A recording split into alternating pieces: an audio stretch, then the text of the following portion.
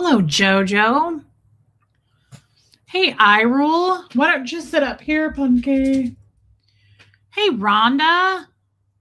Diana H. Yeah, I saw that you had like a migraine going on today. You just take care of yourself, babe. I totally understand. You've got a lot going on. Hey, Mama Bear, Sarah Kramer, Gemini Girl, Trace made it. Trace, love you. Jojo, love you. Mods, thank you for being here. I don't Hey, Renee B. I don't know that I'm going to do like a long show. I mean, we might. I don't know. Tommy is better tonight. I honestly didn't know how bad he was yesterday. I didn't talk to him. I haven't talked to him much today either. But hey, Honey Lou. Hey, Susie with an S. Squirrel Girl. Lisa Renfro. Puka Vista. Karen. Welcome, girl. Hey, Joanne Hawley. Hey, Marie Marion. He was really bad. He had like a bad I was kind of shocked about it because I had talked to him earlier in the day yesterday and then it got bad. He got a really bad migraine. Thanks, Robin Miners. Hey, Just As I Am. Hey, Audra in Denver.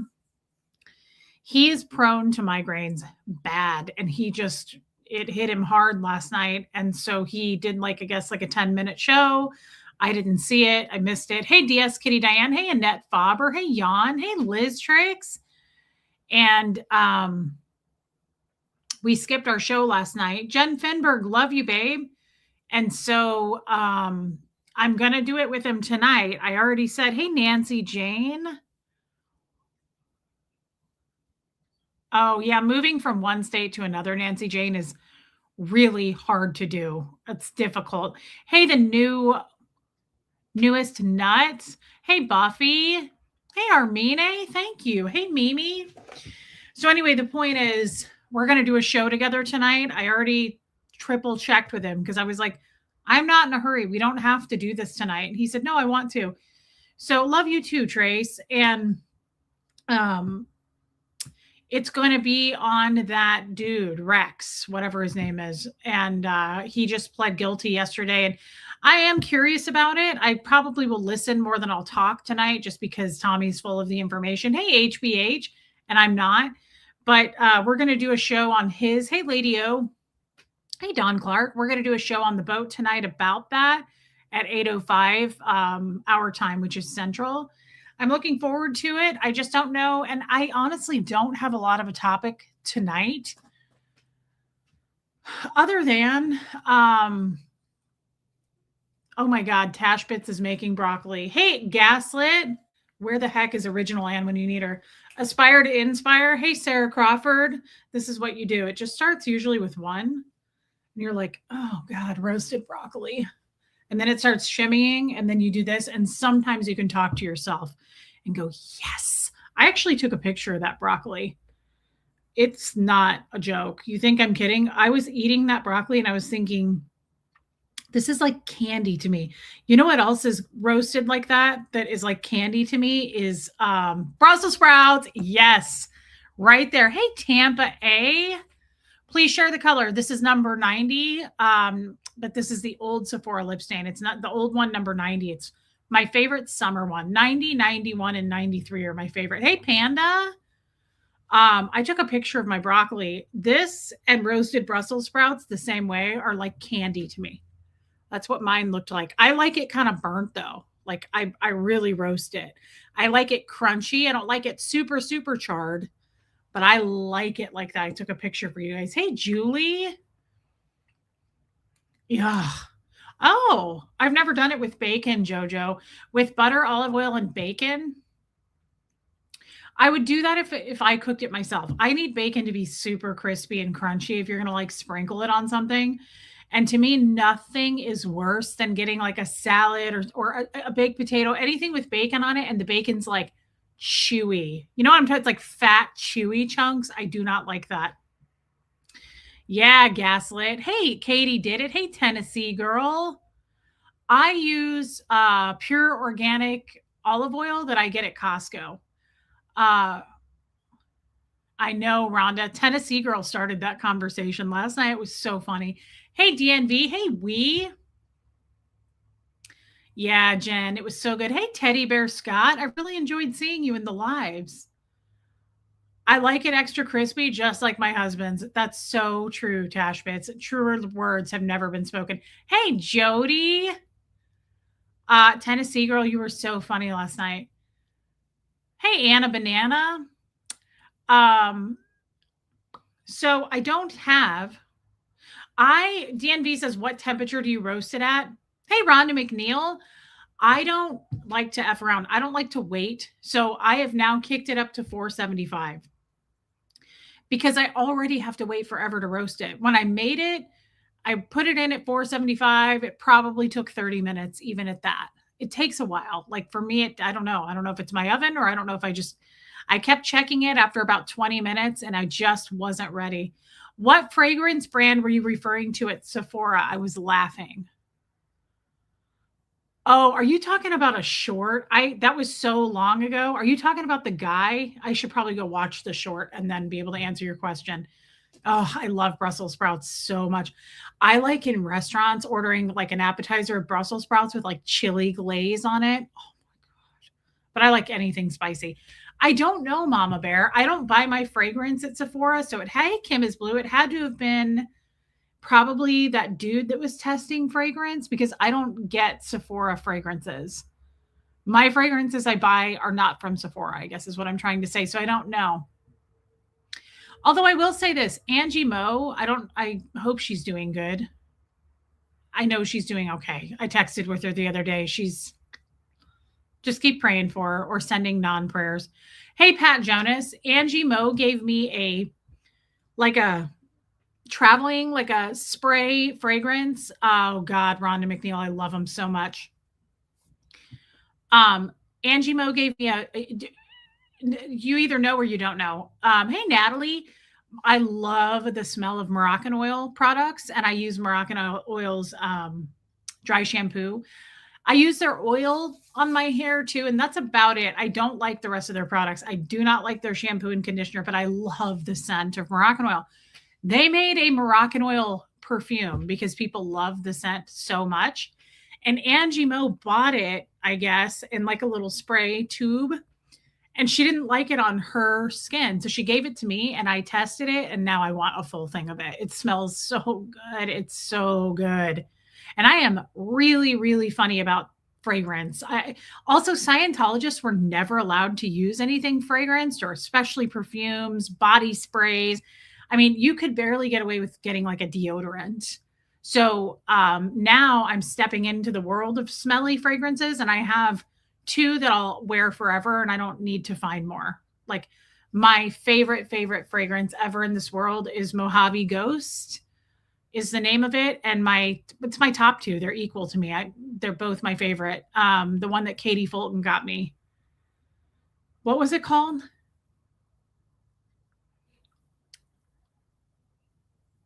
I can't remember the name of it. I use it a lot. I can't remember the name. Hey, Donna Cooper. Hey, Iwa. One of you will know.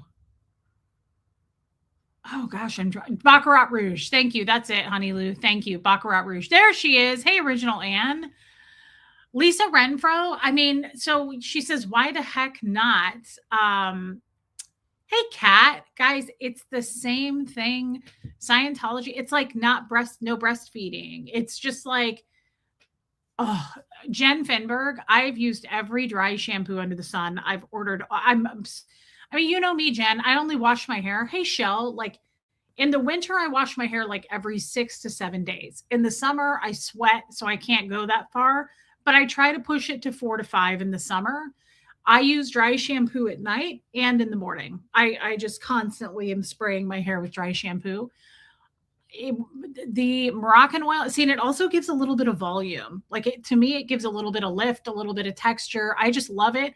Jen Finberg, you would get what I would get. I get the dry shampoo Moroccan oil for light tones, and they have it for dark tones. So, hey, Tiffany. Why, Audra?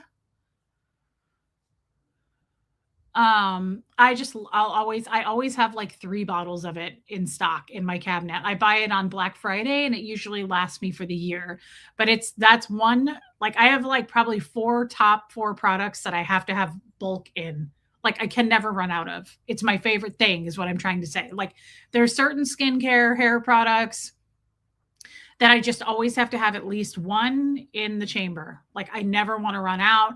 I don't ever want to risk it being sold out like when I need it. So I always have Moroccan Oil dry shampoo. You got me hooked on it. Yeah, Kat, I remember that. I get more compliments on my hair. Really? Well, see, that makes me mad. I never get compliments on my damn hair, but I also don't leave the house. So that's fair because the muck is still in the hair. Well, Audra, it's not for me, and here's why. When I wash my hair now, I always start with a clarifying shampoo. So I wash with like right now I'm using Amika's charcoal cleansing, whatever scalp cleansing shampoo. So I always do my stylist just told me this recently. She was like, I always do a cleansing, clarifying shampoo and then follow up with your shampoo. Hey, Neptunes. Yeah, I started with Tommy. He's doing okay. He's been resting. I've been forcing him to do that all day. Hey, Anita Card. He's going to do a show with me tonight on the boat at 8:00. So he's going to be okay. He says he's fine. I tried to make him do it tomorrow night. He wants to do it tonight. He is better, guys. Thanks for checking. Yeah, Jen, I highly recommend it. I highly, highly recommend it. Are those the only vegetables I roast? No. I love to roast squash and zucchini. Roasted bell peppers are incredible. Oh, I didn't share this little known secret. You know what else I like to buy? I go to Costco. I haven't done this in a while. I'm doing it. DNV. I go to Costco, or you can get them anywhere. Those little mini bell peppers, they look like a pepper shape. They're not like a bell pepper like this. They're just like a regular little mini skinny pepper. I don't know, Lisa. I talked to him about taking Mucinex. He doesn't think it's sinus related. No, he doesn't have a cold. He has his TBI. He has a traumatic brain injury. Hey, Meredith. Meredith, I keep forgetting to text you to thank you for the book. You sent me a book and Holly sent me a book on the same night they were delivered, and I never texted you about it. Thank you, babe. What was I saying? Oh, he has a traumatic brain. Tommy is very prone to migraines. I roast cauliflower. Yes, I do. He's very prone to migraines. He's getting bad bloody noses there from the heat, and then he's in the air conditioning. He's got like his lid is like this. He's got a ptosis. Tommy's got some brain stuff. He has a cerebral infarction. Yeah, I mean, he doesn't talk about it very much, but I'm well aware of that. And it sucks. It's a bummer. And when it shows itself, and he's down for the count. I just wish he would rest more. Okay, so back to real quick. I've never made sweet potato fries, Mama Bear. Yeah, me too, Jen. Me too. Okay, so I go to Costco and I get these little mini bell peppers and I cut them in half. So I slice them down the middle. So they're like splayed open and laying flat.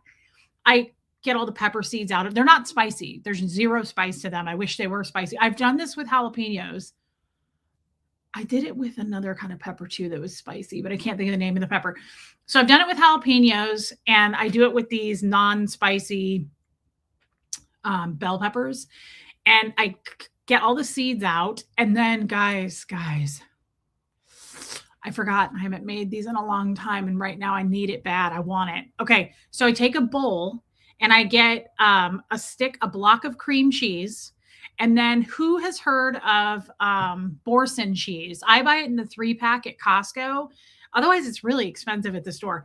Hey, Philip Wright. Good to see you, Philip. It's in a circle. It's a fancy like garlic and chive cheese. Okay. It's very soft cheese. It's like super spreadable. Hey, Guyton girl. I haven't seen you for a minute. I know this isn't important to anyone, but I have to keep it finishing the story. So then you take the cream cheese and I soften it just under the sink. I just run hot water on it and I make it soft. Yeah, DS Kitty. And then the other cheese is already soft. So I put them in a bowl, mix them together. Oh my God. And by the way, I came up with this on my own. Like, that's how fancy I am. I started doing this in Kansas City. Hey, MJ, you're fine, babe. I'm just babbling. Okay. Then, yeah, I need a card. So then now you can eat this cold. You can eat it the way I'm saying it, but I like to roast them.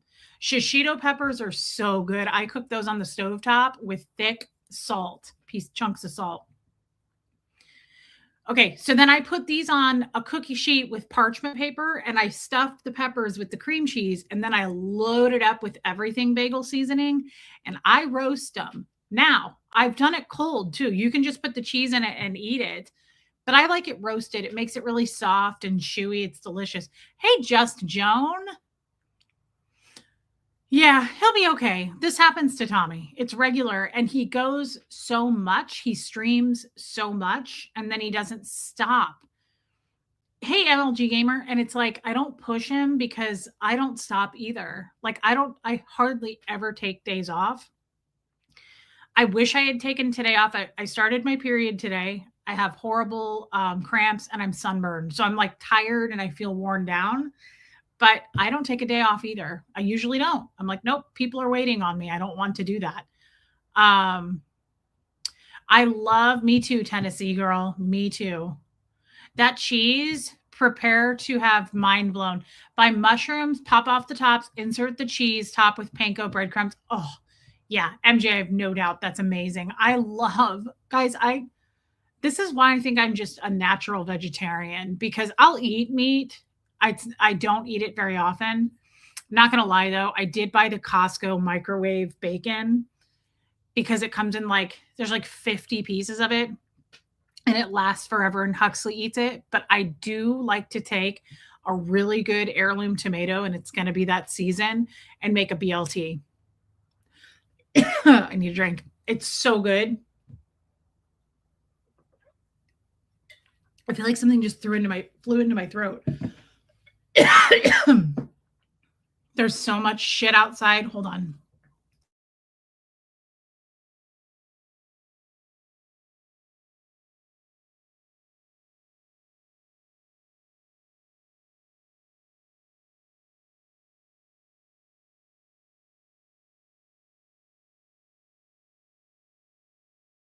Hey, Dan, the breaking news man.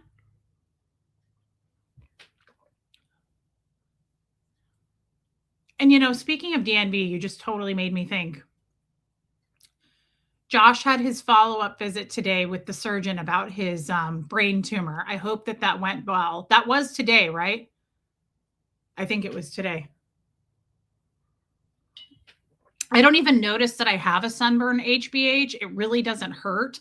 The only thing I'm noticing is it makes me tired. Oh, I love a BLT. I don't eat a lot of meat, hardly at all. Like meat, just the thought of it grosses me out, but I do like a BLT. But I really only like it if I make it because whenever I order one in a restaurant, the bacon is never crunchy like I ask for it to be. And if a BLT comes and it's like greasy and fatty, that's so gross to me. Yeah, I have a farmer's market nearby, Jen. We've gotten the good bread from the farmer's market, but Bo eats it. Yeah, Mimi, what I guess I'm trying to say is we talked about this the other night. Kim is blue. I could eat a Greek salad every day. I could eat roasted vegetables every day. I could never eat meat again and I would be totally fine with it. Like I would be totally fine with it. Yes, Tash Bits. The show tonight on the lifeboat will be just every time he streams. I think he streams at 8:05. So just regular time. So in about 2 hours and some change, we'll be streaming. Yeah, Third Eye Open just posted the War Tray store. I went in there today. I saw the girls and I saw the baby. He's so damn cute. And I put more stuff in my booth. Guys, my stuff is selling. I'm kind of excited about it. Like she said that this lady came in. I don't think I've ever done this myself, but I think it's really cute. She said that a lady came in who is a veterinarian. She was like a large animal vet in the country out here. And she bought like 4 dresses from my booth and she loved them so much. And she found a shirt. Khalees, yeah, I see you. She found a shirt that she liked and she liked it so much that she wore it out of there. So she bought like 4 dresses, one of my shirts. Oh, she was tiny. She said she was like this really little lady. So she had little wrists and I had a bunch of bracelets that fit her wrist and she bought all of them. I had like 6 of them and she bought them all. I thought that was crazy. This is getting addictive for me Like stuff that I wouldn't even normally want to get rid of. Now I'm like rethinking. I'm like, maybe I should just get rid of this. Like people are enjoying it. And I also think it's a yes, I unblocked you. Yes. Alicia, Miss Sunrise Dawn sent me your channel link and I went over and unblocked you. Yes, welcome in. Thank you, by the way, Miss Sunrise Dawn. Thank you for doing that. Thanks, we. Anyway, guys, it's getting addictive because people are loving the stuff. And it's a good time of year, I think, to have a booth because people are starting to shop. It's getting nicer out. Anyway, we're just blabbing at this point.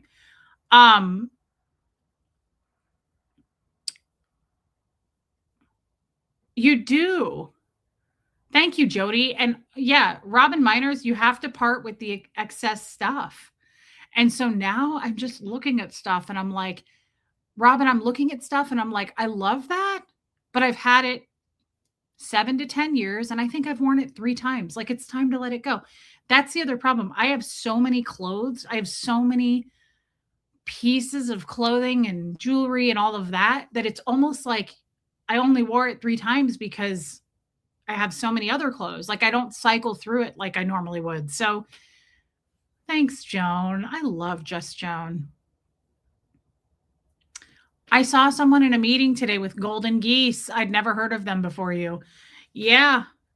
They're not even really a thing anymore. I mean, I don't think. I guess I shouldn't say that. I don't live in a city.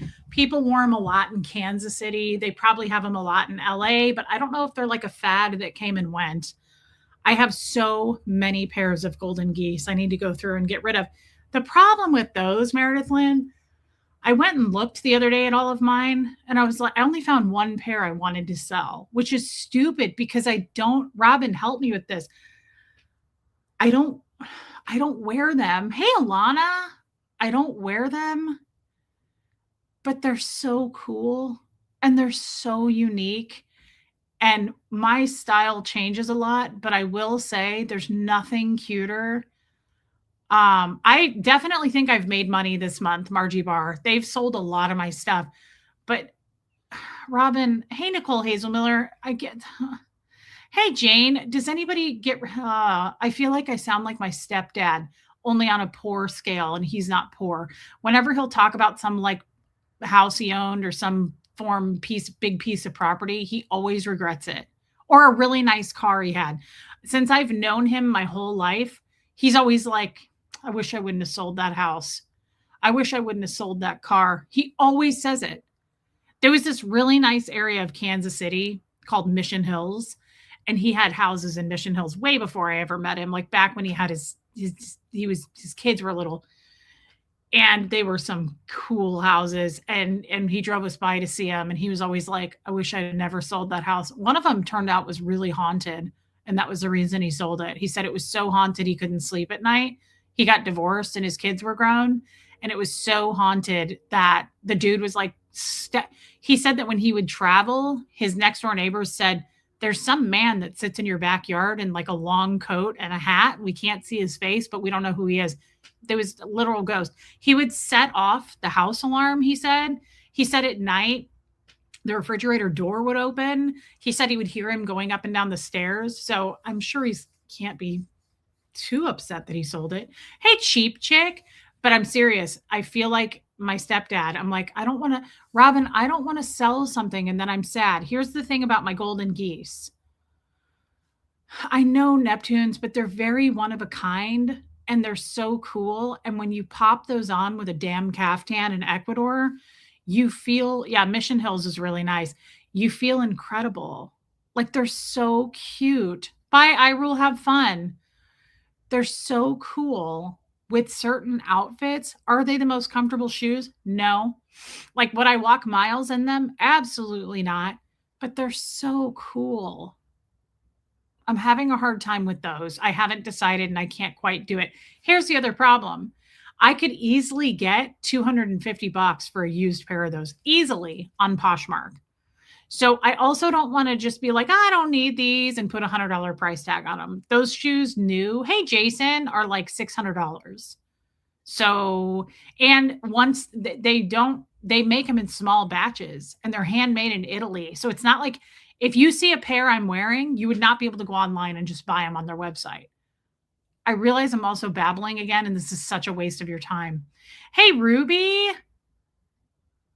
That is crazy, Ruby. Well, we'll definitely pray for you, my friend. Her and her husband are having surgery a month apart. Yeah. So if I could sell them for $250 a pair, I would probably sell 2 or 3 pairs, but I'm not going to sell my whole collection. No way. I just feel like, Robin, those are something cool that I think 10 years from now, I'd be like, I'm sad I sold those. I would want to keep a couple of pairs. Interesting, Heidi. Yeah, hit the like button. Thanks, Tennessee girl. Miss Sunrise Dawn, it just kind of feels like a waste of time.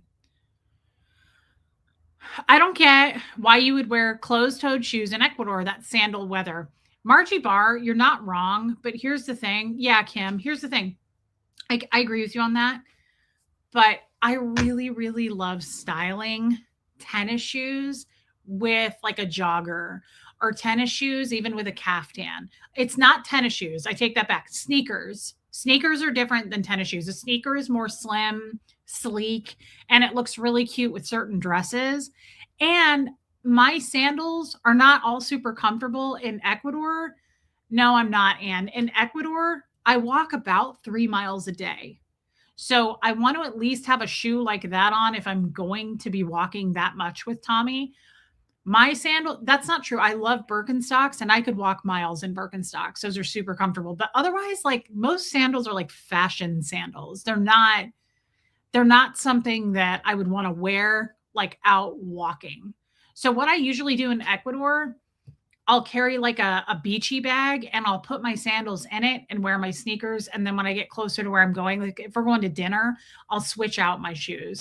Ecuador is amazing, Jason. And I'm actually hoping to go in the next, hopefully 2 months, 8 to 10 weeks. I'm really hoping to go back. I'm trying to plan a trip to go this summer. I'm really looking forward to it. I want to. Yes, you did, Kim is Blue. I love Birkenstocks. Yeah, Tamper June. I absolutely love Birkenstocks. Correct, Buffy. But I do love a sneaker, and I think a sneaker, you can really dress up an outfit with a sneaker. You can. That's one of the reasons my geese I don't want to get rid of because they can be very dressy. They can be very fun. Also, I don't wear high top tennis shoes, but I have a pair of high top geese, and they're like all glittered out, and they're really cool. We have been apart for a long time, Joan. It's almost been 6 months since I've seen Tommy, and we don't like that. He was saying that today. He was like, we can't ever do this again. I don't like the every 6 months. Well, I like that, Neptunes. You hold on to Christmas decorations. Yeah, I could see that too. I love sneakers with dresses. Heels are overrated. It depends on the heel. I really can't. I never have really been a heel wearer in my life anyway, unless it's like a thicker block type heel or like a fatter heel. I don't do like the stick heels because there's a weight limit and I exceed that. Yeah, flats are kind of outdated, but some flats are cute. I have a couple pair of flats I'll never get rid of. I have some leopard print flats that are really cute with like a slim cigarette pant. I think that's really cute. Hey, Courtney Ann. No, Philip Wright, I do not volunteer in hospitals. Wow, Mimi, you're 5'9". You're really tall. That's amazing. I always admire women who are super tall. It's incredible. I have some blingy Skechers that are super light and easy to walk. Exactly. Like you can really jazz those up. Hey, Lilac Lime. Yeah, heels, pointy shoes, and running long distance destroyed my feet. Interesting. Yeah, and I'm a Birkenstock girl. I love Birkenstocks. I have my Birks right here. My mom was like, "Those are so cute." I've had these for years, and I don't know if you can see it, but like look in the yeah, you can't tell. It's like rainbowy. It's very like light, but it's got like a rainbow. See, I've worn the hell out of these. Look at the heel. But I wear Birkenstocks all the time, but it's definitely like a mermaidy rainbow like sheen to it. I wear these all the time. I could walk for miles in these, and they're light. I love Birkenstocks. I actually had some things I wanted to talk about today, but I do enjoy these fun talks too. I don't just the absolutely just sitting here chatting talks. Plus, you guys give me good advice. Couple of things. I wanted to get your input on something because I didn't get to finish the converse. Oh my God, today is my sister's birthday. I did text her. Before we move on, I have to show you something. Guys, I have to show you this. I forgot about it. So it's a video of when Huxley was little. You have to see this. This is when he was so little and he sang happy birthday to my sister and he had 2 missing front teeth and he had the cutest little lisp. And I want to play it for you guys before we carry on with our life. This is so, I've watched it like 10 times today. It makes me very sad to watch, but it is so cute.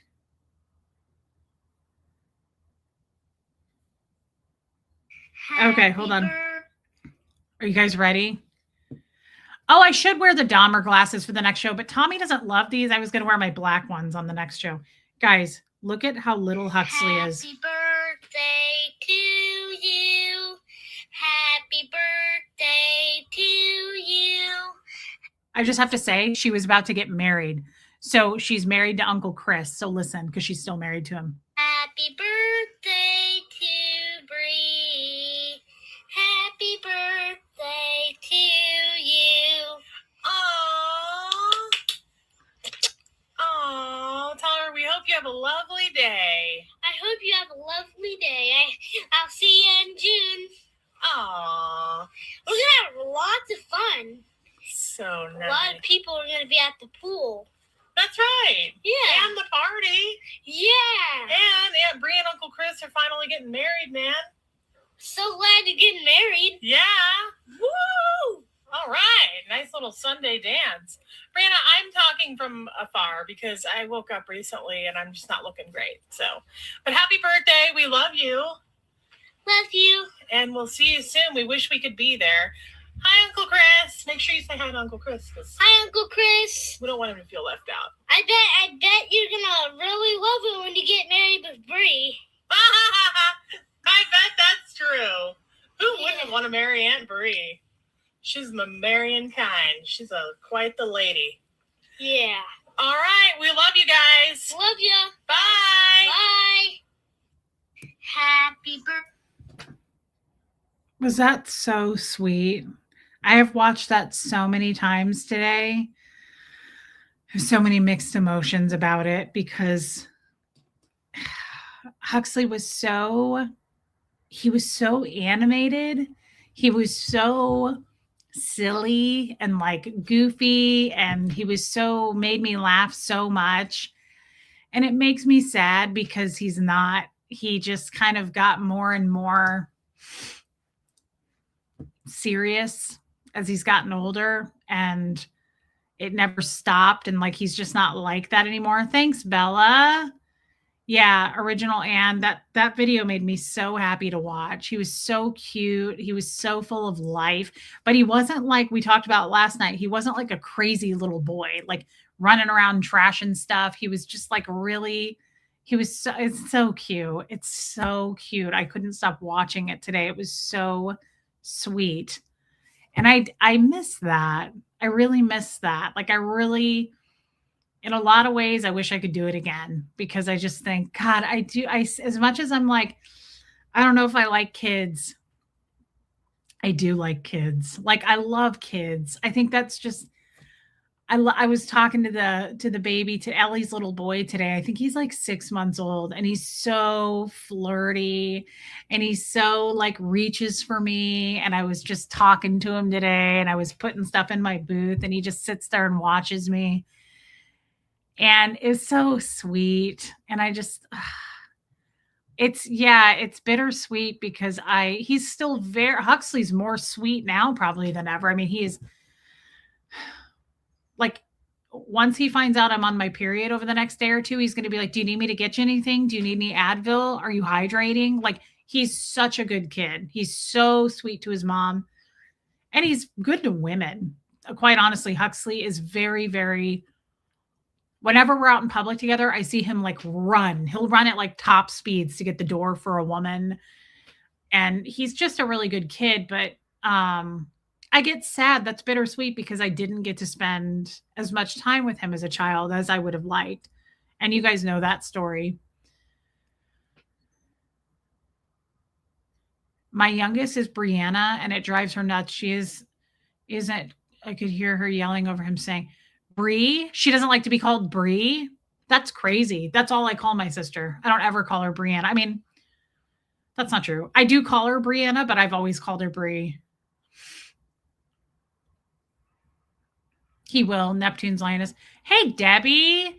The exact same happened with my Cooper. He was dancy and goofy as a young boy, then got more quiet and reserved as he got older. It's pretty typical once they hit puberty. Yes.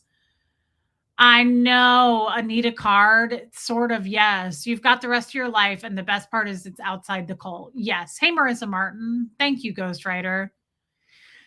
Jojo says, Reese, you made up for the time you didn't have with him. Yes, I just like seeing that and experiencing the memories of how cute, so sweet. And his little voice, his tiny little voice just makes me a little bit sad. Yeah, Cindy G. And now I can actually see why being a mother or a father to like 2 or 3 or 4 or whatever kids, that could be kind of fun. I always thought it sounded awful to have more than one child, but now looking back, I kind of see why, like having one, it does get sad because when they grow up, sort of, Cindy G, when they grow up, it's your one kid with your one set of memories. Like if you at least have like my sister, she's a 2-year-old and a 5-year-old. Like at least she's got, I don't know. I know, Jess Joan. Tommy is like begging for it. Tommy is literally like, I don't want to push you. He's like, I'm not going to pressure you, but like maybe we should have a kid. And I'm like, yeah, no. I mean, I'm sorry. I would say yes all day long if I wasn't going to be 42 in July. Like if I was even like 37, 38, I would say yes. But and honestly, I haven't researched this. I don't know how dangerous like high risk it is. I mean, you're already a high risk pregnancy probably at my age. But if you're also diabetic, I don't know what kind of is that more detrimental to the baby if you're diabetic or to you? Like, could that hurt you? If you see, I don't know the answer to that. I actually should look into. I don't know. I just assume I'm not the healthiest of people. And so yeah, Lisa Renfro, it is. You're going to have an awesome time when you have a grandkid. They're the best. Yeah, and that's the only thing I'll say about that, Diane. Yeah, Neptunes. The only thing I'll say about that, and thank you so much for the super chat.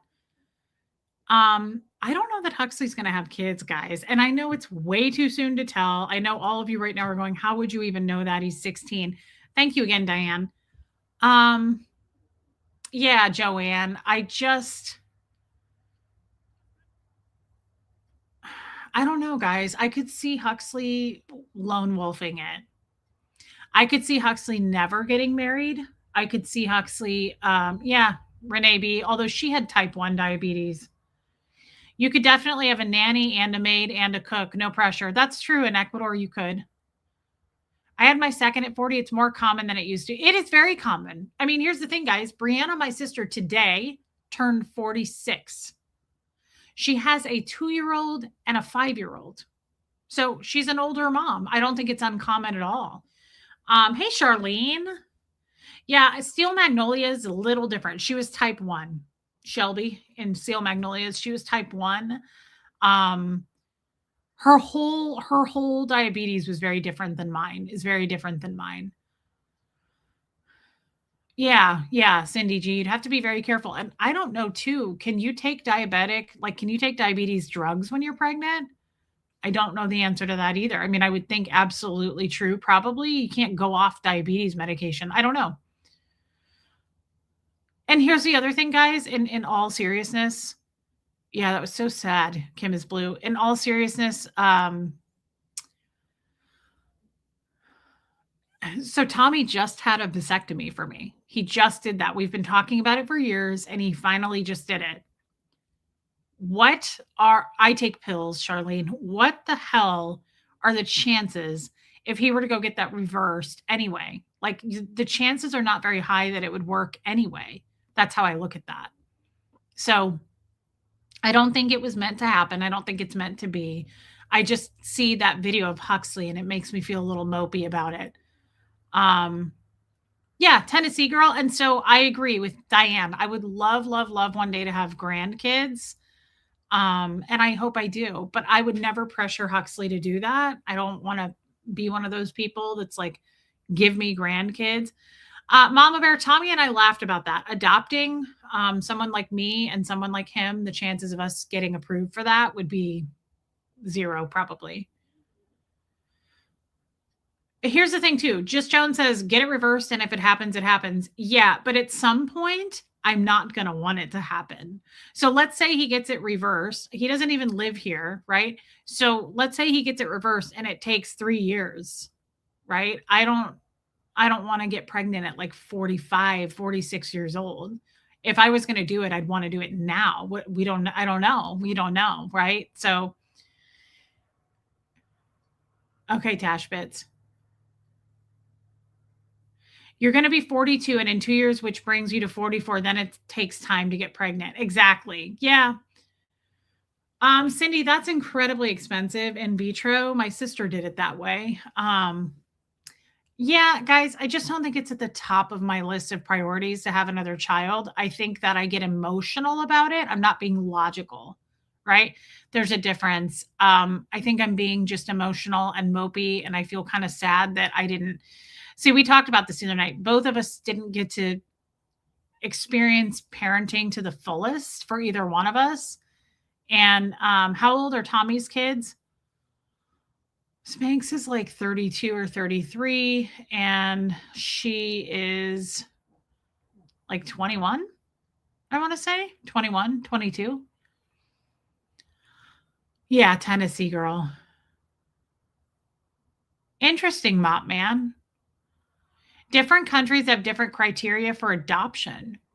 I didn't know that. Huh. That's interesting.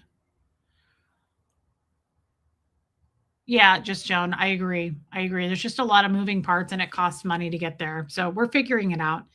Anyway, that was cute. And I wanted to show you that about Huxley. I think I'm just not being, sometimes I think about things. I thought Spanx turned 32 last year. No, Tommy's kids don't have any kids. Tommy is not a grandparent. What was I just going to say? I don't think I'm being smart about it. I think I'm just feeling mopey and like, sorry, I'm hot. I think I'm just feeling mopey and kind of like, I wish I had experienced this, but that's not a reason to have a child. And I have talked about this. It makes me feel kind of hypocritical. Like, I have talked about this. If you're going to make the huge decision to have a kid, you better like have every duck in order for that, in my opinion. And I mean more mentally than anything.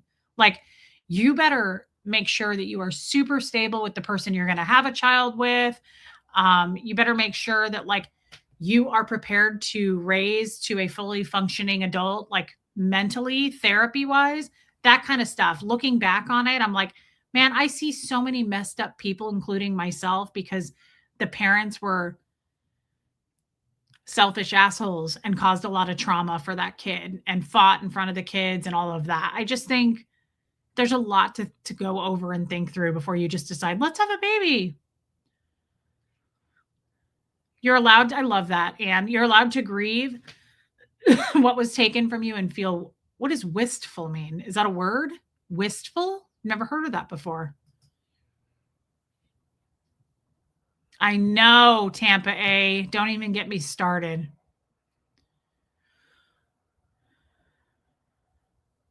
Exactly, Mimi. Exactly. So I think that a lot of you as parents,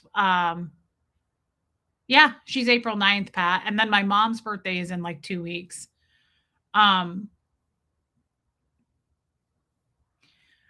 We talked about this recently. I think a lot of us as parents here have regrets. It's not like a Scientology thing. I think a lot of us as parents feel like, I wish I had done this more. I missed out on this. I wish that I would have done it this way instead. I didn't have enough time. Wistful is like a feeling of regret and longing. Interesting, Anne. Thank you for the new word, wistful. Wistful. Sorry, I rule. I think all of us feel that way, and I think that that's something that is hard to swallow, honestly, I think it's hard to accept and swallow, that we have as parents, we have regrets. Hey, blessed Gloria. When did he get the vasectomy? Kind of a lot of flip-flopping for Tommy's seed. Yeah, Marissa Martin, he got it, I want to say like October or November. I was somewhere around there. Exactly, it's just memories. Yeah, just Joan, I understand. Get to Ecuador. You have so many real friends who become family now. It will be a whole new experience. Yes, I definitely want to go visit in Ecuador. I agree with that, Jan. Yeah, Buffy, a lot of people don't have kids. Hey, Starlina.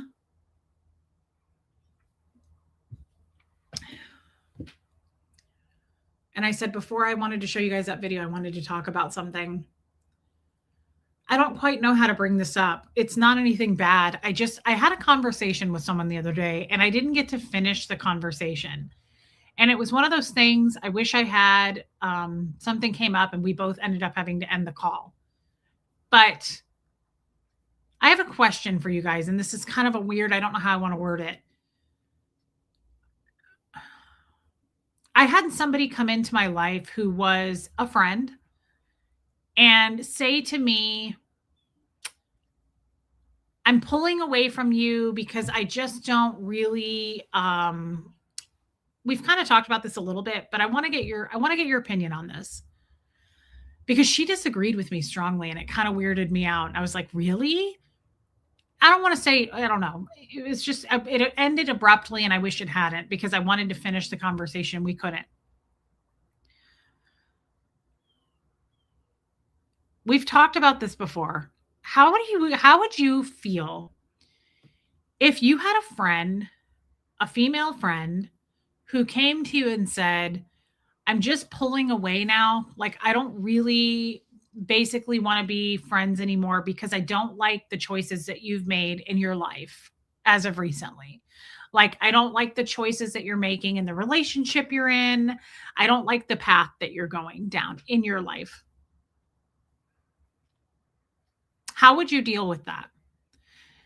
It has nothing to do with the person. It's just your specific life choices. It's not affecting them. They're just sitting back watching and they don't like it.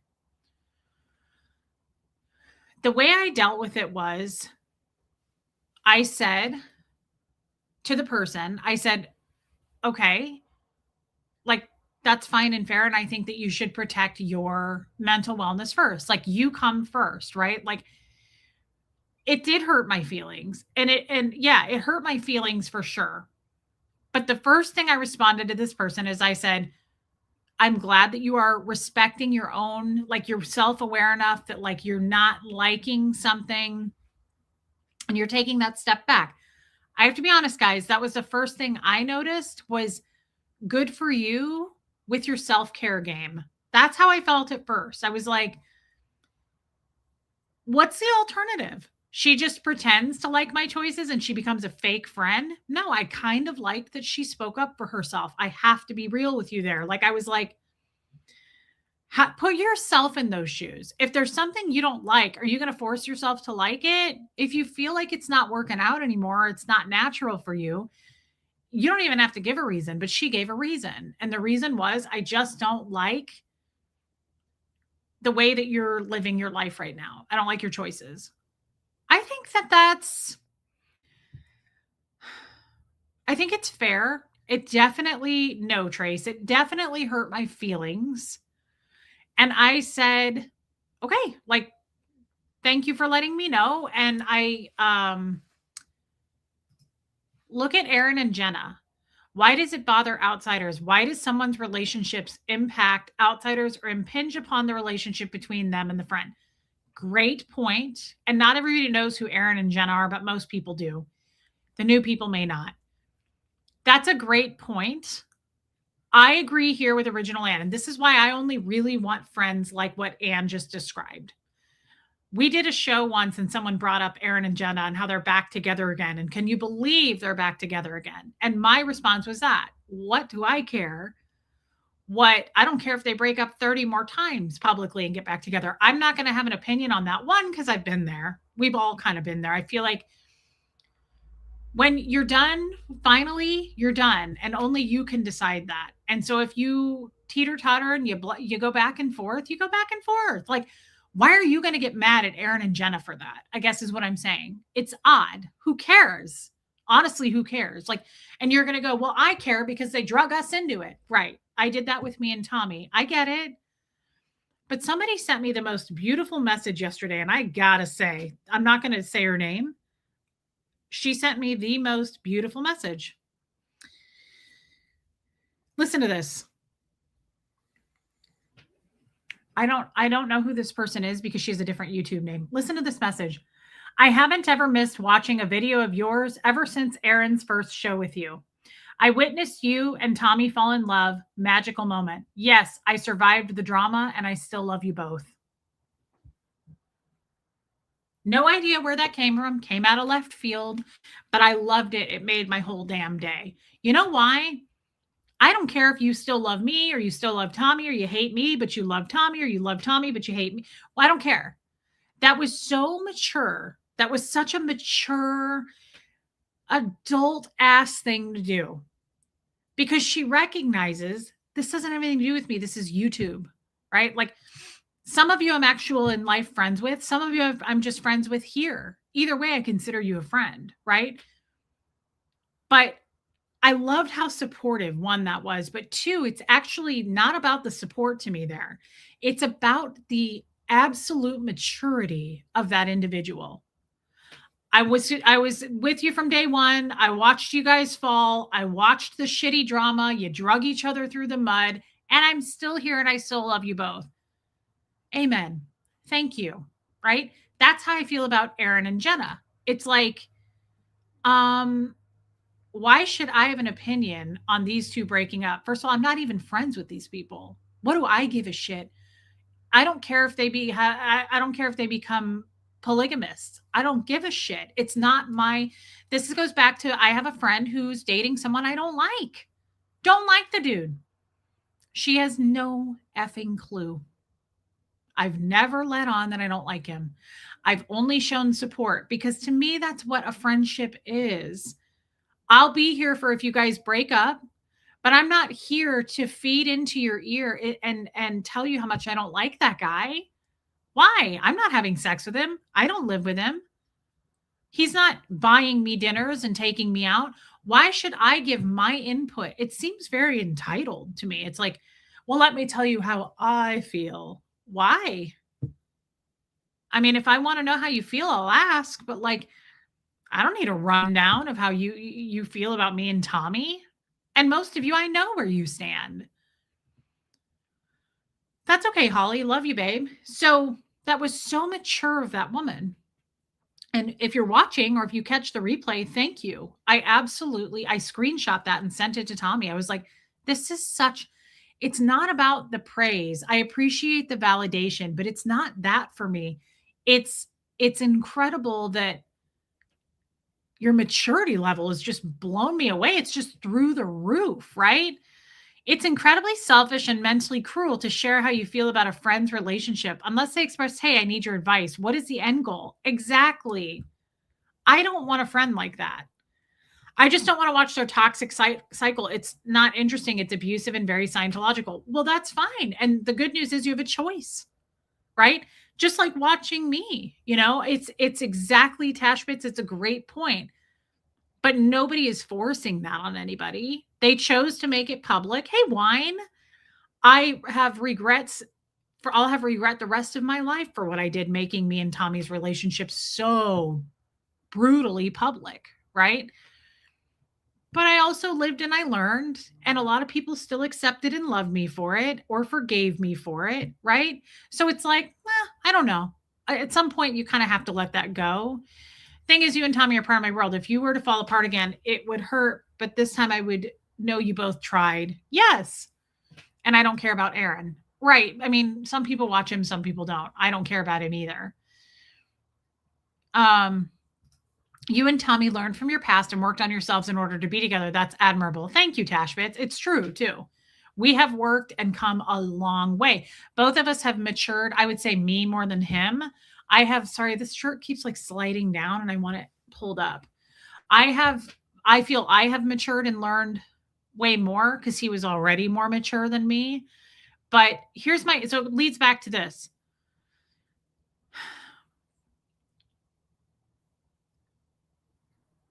I love, love, love the title of this stream. I heard it somewhere the other day. You can't change what you don't own. I don't own Aaron and Jenna's relationship. They are the sole owners of their relationship. Only they will really know what goes on behind those closed doors. We may think we know. We may feel like they hinted at something. We may feel like we can spin our own narrative and fill in those gaps of the things we don't know. And you can do the same thing with me and Tommy or any other relationship, your fucking parents. I don't care. But the truth is, you don't really know. And it shouldn't really matter to you. Now, a lot of you in here, there's names in here I would never name, but I know how you feel about me and Tommy. You don't like it. You don't trust it. You feel like the same thing's going to happen again. Cycles repeat themselves. Behavior doesn't change. You're looking at patterns from the past. So it's like it's a guarantee in your mind that like these two are going to fall apart again. You're thinking that about me and Tommy. You're thinking that about Aaron and Jenna. I get it. I totally get that. And that's valid too. I'm not even mad at you for it. Yeah, you cannot change what you don't own. That's right, Neptunes. But the truth is, it's the same thing. And I want to say right now, I apologize to anyone here that I dumped on, right? Whether it be on the phone with you, here on a stream, on a Zoom call. That wasn't it wasn't right. Aaron and Jenna are just another ex-Scientology couple. It wasn't right. And I have since matured and learned from that. Like dumping on people, the right people is okay. But at some point it becomes a maturity issue if you're just bleh, right? If you're just dumping on people because you're in that moment, you're just upset and you need to talk. That's not really cool because thank you, Diana H. It's similar to, like I've said about a therapist. That's why I pay a therapist, because they have the right toolkit and they can go, oh, you've got to stop using a hammer for that. Give me the hammer. Here's the wrench. You needed a wrench. Not everybody can do that. And people are going through and swimming through their own shit. So when you dump on people, just realize like you could be triggering them. They may not be in a good place for that. Hey, Jeanette Brown, that sucks. Liz Trix, I have missed you. You are my friend, and I hold that friendship close to my heart. I love her. The decisions you make in your life are yours, not mine. And I am here for you no matter what. You are my friend, and I love you as a person, choices and all. Liz Trix is such a voice of wisdom and reason for me. She always has been. I love you, and thank you for saying that. This is why Liz is a true friend of mine in life, and this is why I've been very, very careful about who I let in now, who I give access to, who I want access to. I'm way more picky about that because people,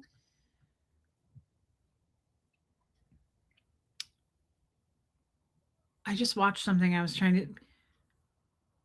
can't remember what it said, but people are easy to turn. They're easy to change their minds. And I just want solid ass people in my corner. And that's the other thing is know the difference between who is in your corner and who is in your business. What Liz just said is 100% a friend who's in your corner. The decisions you make in your life are yours, not mine. I'm here for you no matter what. Right? Thank you for your super chat, Liz. I love you. You're not going to fall apart. You have learned how to talk to each other. Correct. We have spent years figuring out how to communicate. Now, I have no doubt in my mind that shit will blow up because that's what happens in relationships. But I don't mean blow up like and be final and it's over. I mean, like, we'll have to deal with that when it happens. But I do believe that we are so much better at communicating, and I understand him more and he understands me more. So that's the goal, right? That's the end goal. And thank you. Hey, Linda.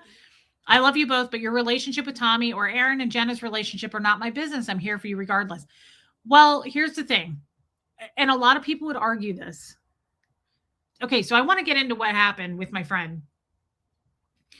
But a lot of people would argue this. A lot of people would disagree with you right there and say, yeah, Tash Bits, that's very true.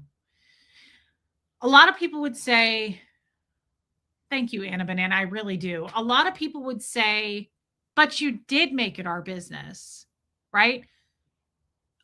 You don't hear me saying, guys, it's not your business. I would never say that because the fact is, I did make it your business, right? Over the years, I've dumped a lot of shit and details I shouldn't have. I made videos I shouldn't have. I mean, I did all kinds of things I shouldn't have done in life. I've learned from that. I wouldn't do it again. And I think that's what matters. You own it first and foremost. Take accountability. And I've done that. I'm very regretful that I did it. But then I think the next step is you go, hey, Mar, I think the next step is, do you repeat the same damaging pattern? Like if you're doing that, then you didn't learn from it and you're not owning it. But if you learned from it and you accept the accountability and responsibility that was on you and you're not going to do that again because it not only hurt you, it hurt others, right? Like I feel like I've learned from that. You don't see me. I will say this. I think I'm very different than I used to be when it comes to Tommy and I's relationship.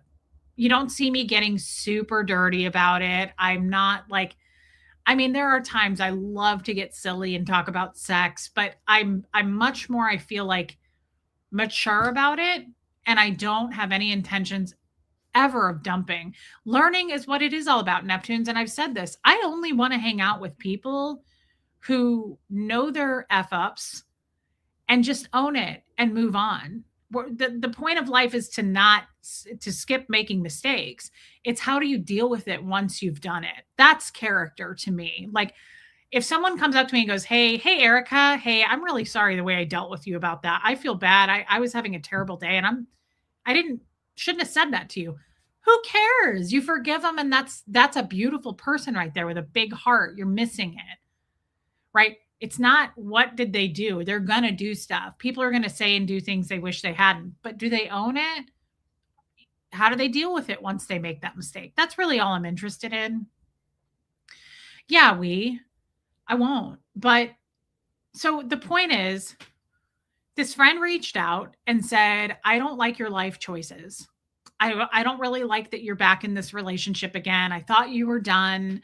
I don't really like that you're not done. You said you were done. And I was like, okay. I mean, that's fair. You were honest with me and I appreciate the honesty. And I appreciate that this is like, you're pulling away now. I was kind of blown away by it.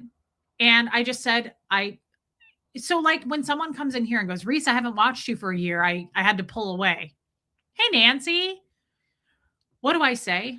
I don't go, why'd you pull away from me? I don't. Self-care.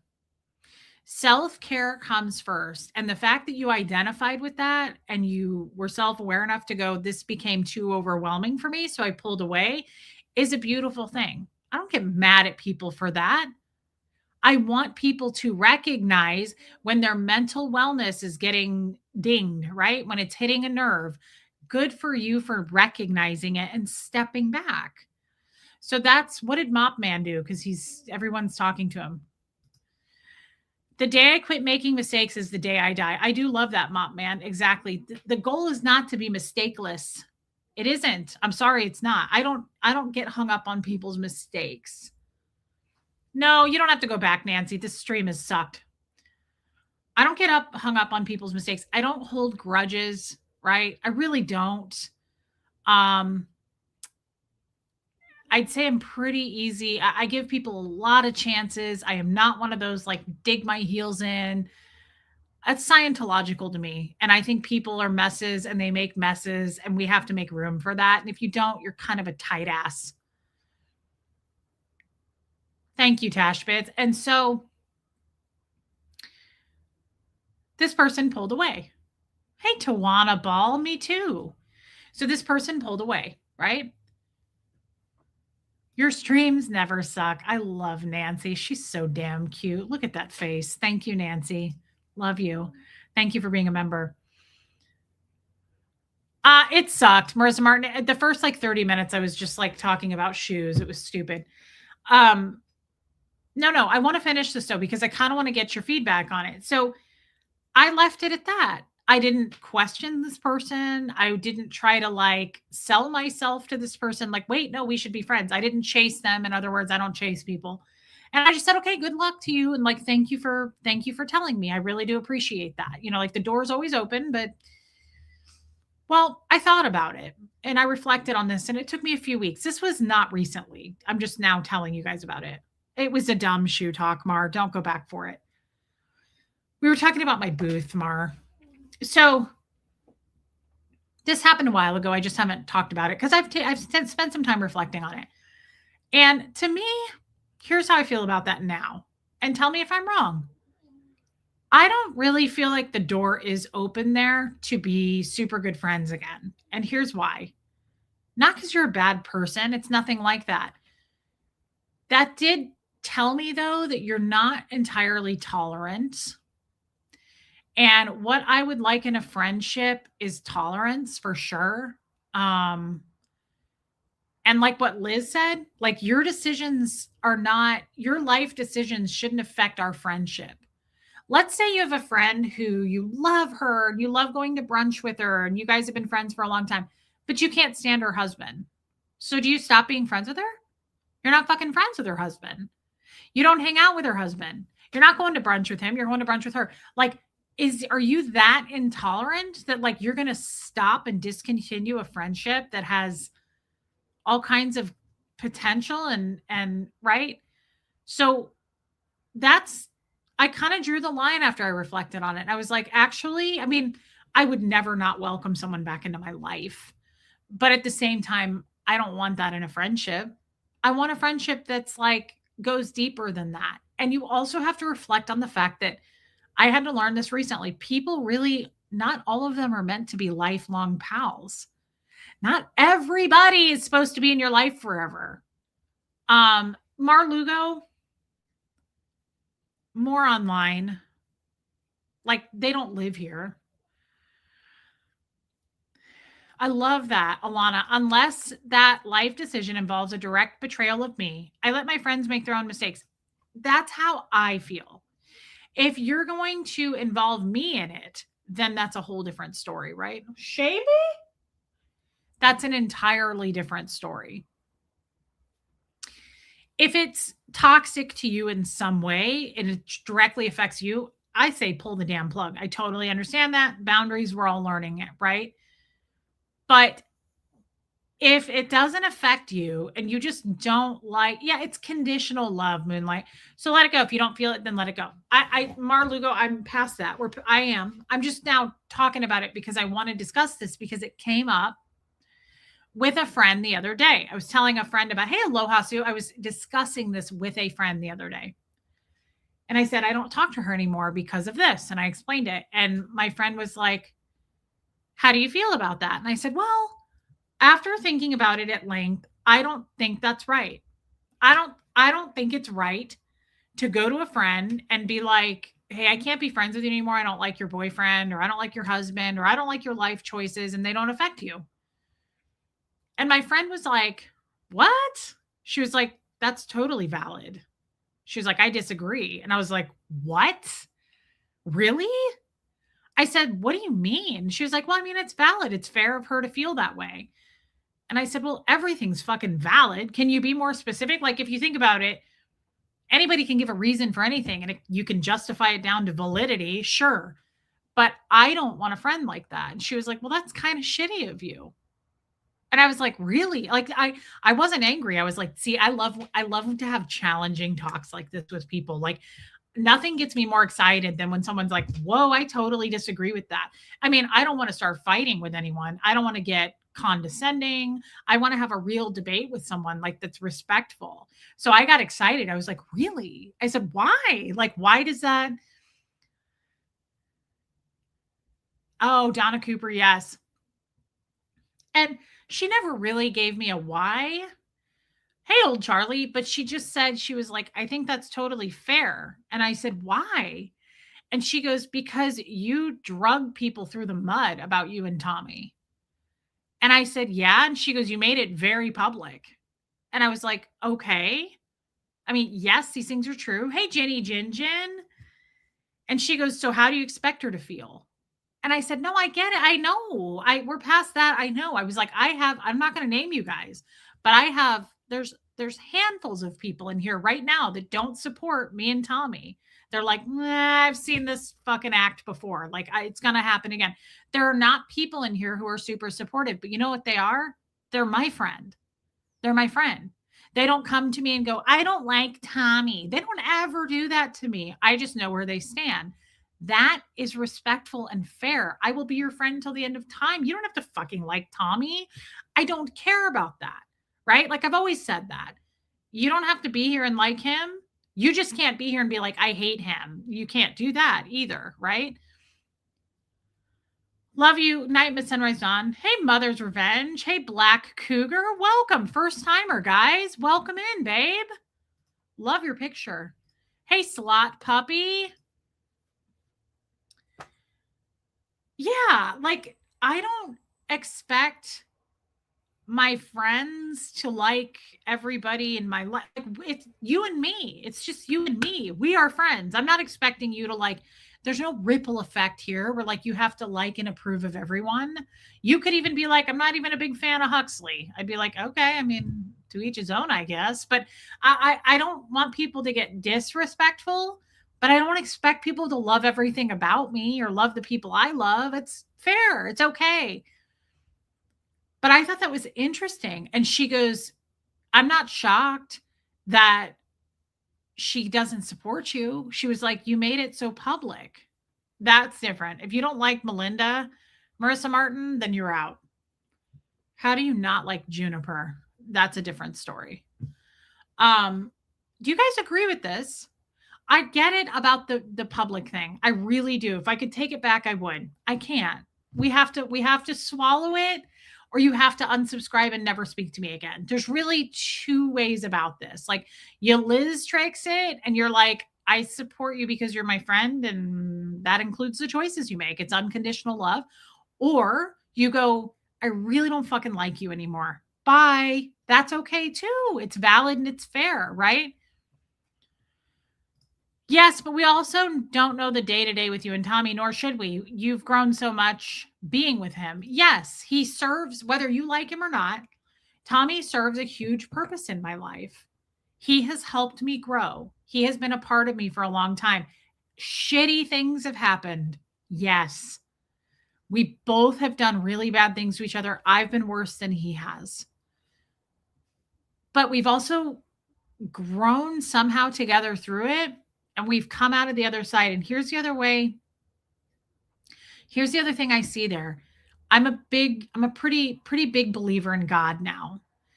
And the way I look at that is simply, if we weren't meant to be together, then why have we done all this work with each other? Why have we, Seamus, that's an anthropology chair. Then why have we done so much work together and grown together and become stronger together? If it wasn't meant to be that way, why is God keeping us with each other in each other's lives? That's another thing. Neptune, come get him, please. That's another thing I look at is I truly believe now God is writing the story. I don't try to take the pen away anymore. I don't doubt it. And doubting it is trying to take the pen away. I don't think this is wrong because it's part of the story. And Tommy is a huge part of my story. And the only difference is in your fucking relationship versus mine is super public. Tell me right now a fruit that won't rot. Tell me a relationship that hasn't had like tumultuous, like some might be a little bit less, some might be more mild, but tell me a friend of yours in a relationship that hasn't had ups and downs. They broke up 2 or 3 times. Like how many Aaron and Jennas are there out there? A lot. And how many do I give a shit about? 0. Because yeah, I love that, Black Cougar. Strong relationships do not grow on trees. I love you already. I hope you don't leave. Hey, Heather Huckleberry. When you two broke up before, I felt so bad for you, babe. The heartbreak was all over your face. It's thank you, Carrie. It really was. That's the problem with our Tommy and I is we are probably almost unhealthily in love with each other, if that is such a thing. We are unhealthily like I'm crazy about him. And maybe I shouldn't be. Like maybe there's things that I shouldn't be, but he has fit and helped me with so many things in my life. He's fit right in and he's helped me with so many things. Has he done damage? Have I done damage? Yes. But that goes back to how, hey, Miss Sassafras, how many fucking relationships do you know that are like that? Tons. They're just not public. That's the difference. They're just not public. That's all. How many of you are like, how many of you have gone to like a family fucking function and your aunt's like, oh, they're back together again? You know, the cops were there a month ago. We got like, I haven't experienced that, but I'm just saying, like, people have tumultuous relationships. I'm not judging anyone for that. That's just life. And you either choose to be in it or out. And yes, P. Taylor, he is. I hope you had a good birthday, P. Taylor. Dang, Black Cougar. I love that. Thank you. I believe that God is writing the story and I don't fight to take the pen away anymore. And Tommy, I've said this from day one and I still mean this. My biggest attraction to him will be always. He makes me laugh. He's hilarious. I think he's hot. I really do. But it's not none of that. I love his heart. I love his heart. And so my friend was like, yeah, but you made it so public. Like she has every right to feel that way. Well, of course, everybody has every right to feel that way. I'm not trying to change the way anybody feels. You see me not fighting this woman. I wasn't like, no, wait, be my friend. You have to be my friend. Like, no, I was like, thank you for recognizing your self care. That comes first. That should be top priority is take care of you. And if you're triggered or you don't want to be in my life anymore, thank you for being mature about it.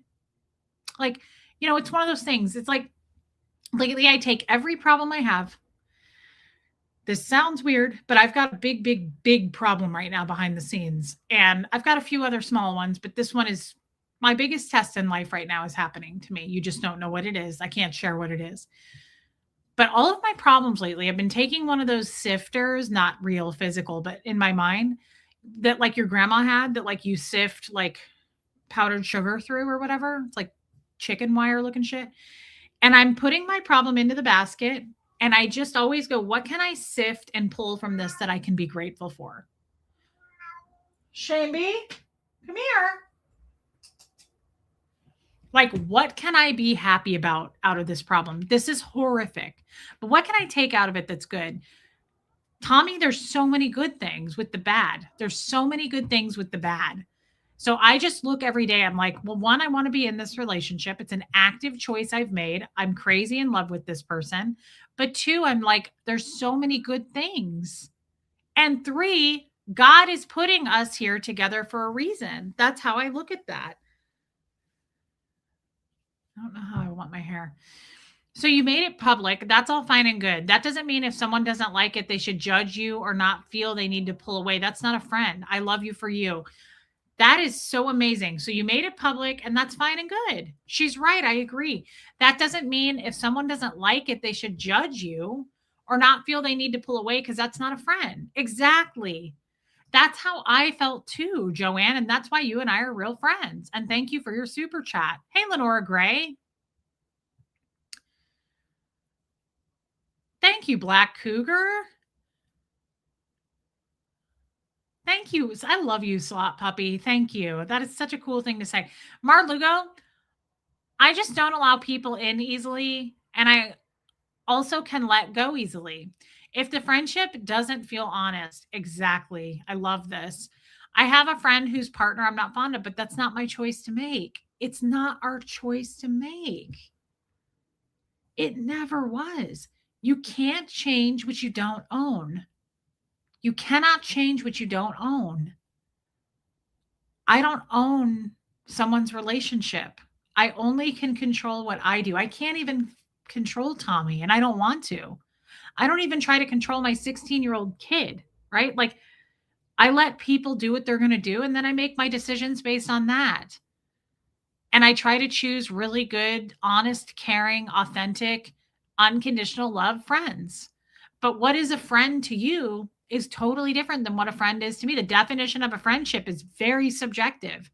I've said this many, many times. I don't want a friend that's super needy. I don't want a friend that has to call me every day. I don't even like talking on the phone hardly at all. I feel bad about that. But like a lot of people will message me and be like, can we talk on the phone? And I'm like, I will for a little bit. Most of the phone calls I make are usually have to do with my other job or with the problem I'm having in my outside of here life. So some of them are phone calls I have to take and report to certain things, but I'm not a sit around on the phone kind of person. I'm just not. So I love this too. And I feel the same way, Mar. Like I can also let go of people easily. I thought that was a Scientology thing. Thank you for your super chat, girls.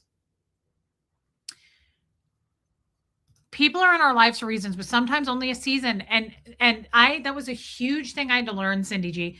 Coming out of Scientology, when I met women, I was like, oh my God, we click, lifelong friends, besties. I've never had a friend. Like I put so much attention into it. And then I learned some people were only meant to be there for like a year, 6 months, doesn't make them bad people. Like some of them were amazing. I'm glad I met them, but they're not in my life anymore. Sometimes you meet someone and they move away, right? Like, and they're just not as close to you as they used to be. That's okay too. We're lucky if we're able to change ourselves. It requires a lot of self mastery. Forget about trying to change anyone else. Well, and I love Mel Robbins.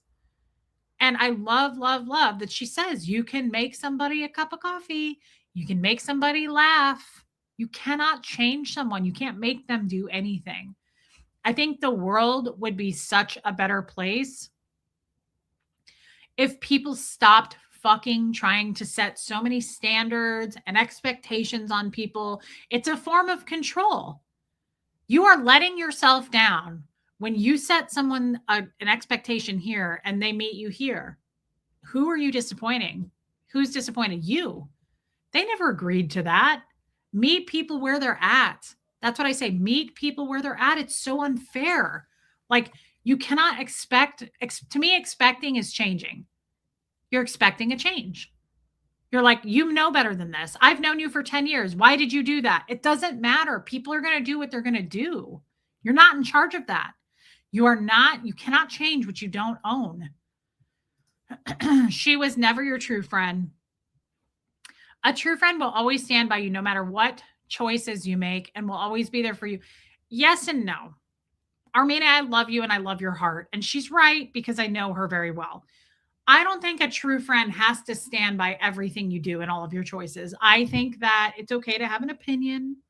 I think it's okay to be like, hey, I really don't like how you dealt with that. I don't know. I also don't want yes friends. I want friends that challenge me and do disagree with me, but in a respectful manner. I'm not going to sit there and argue with someone either, right?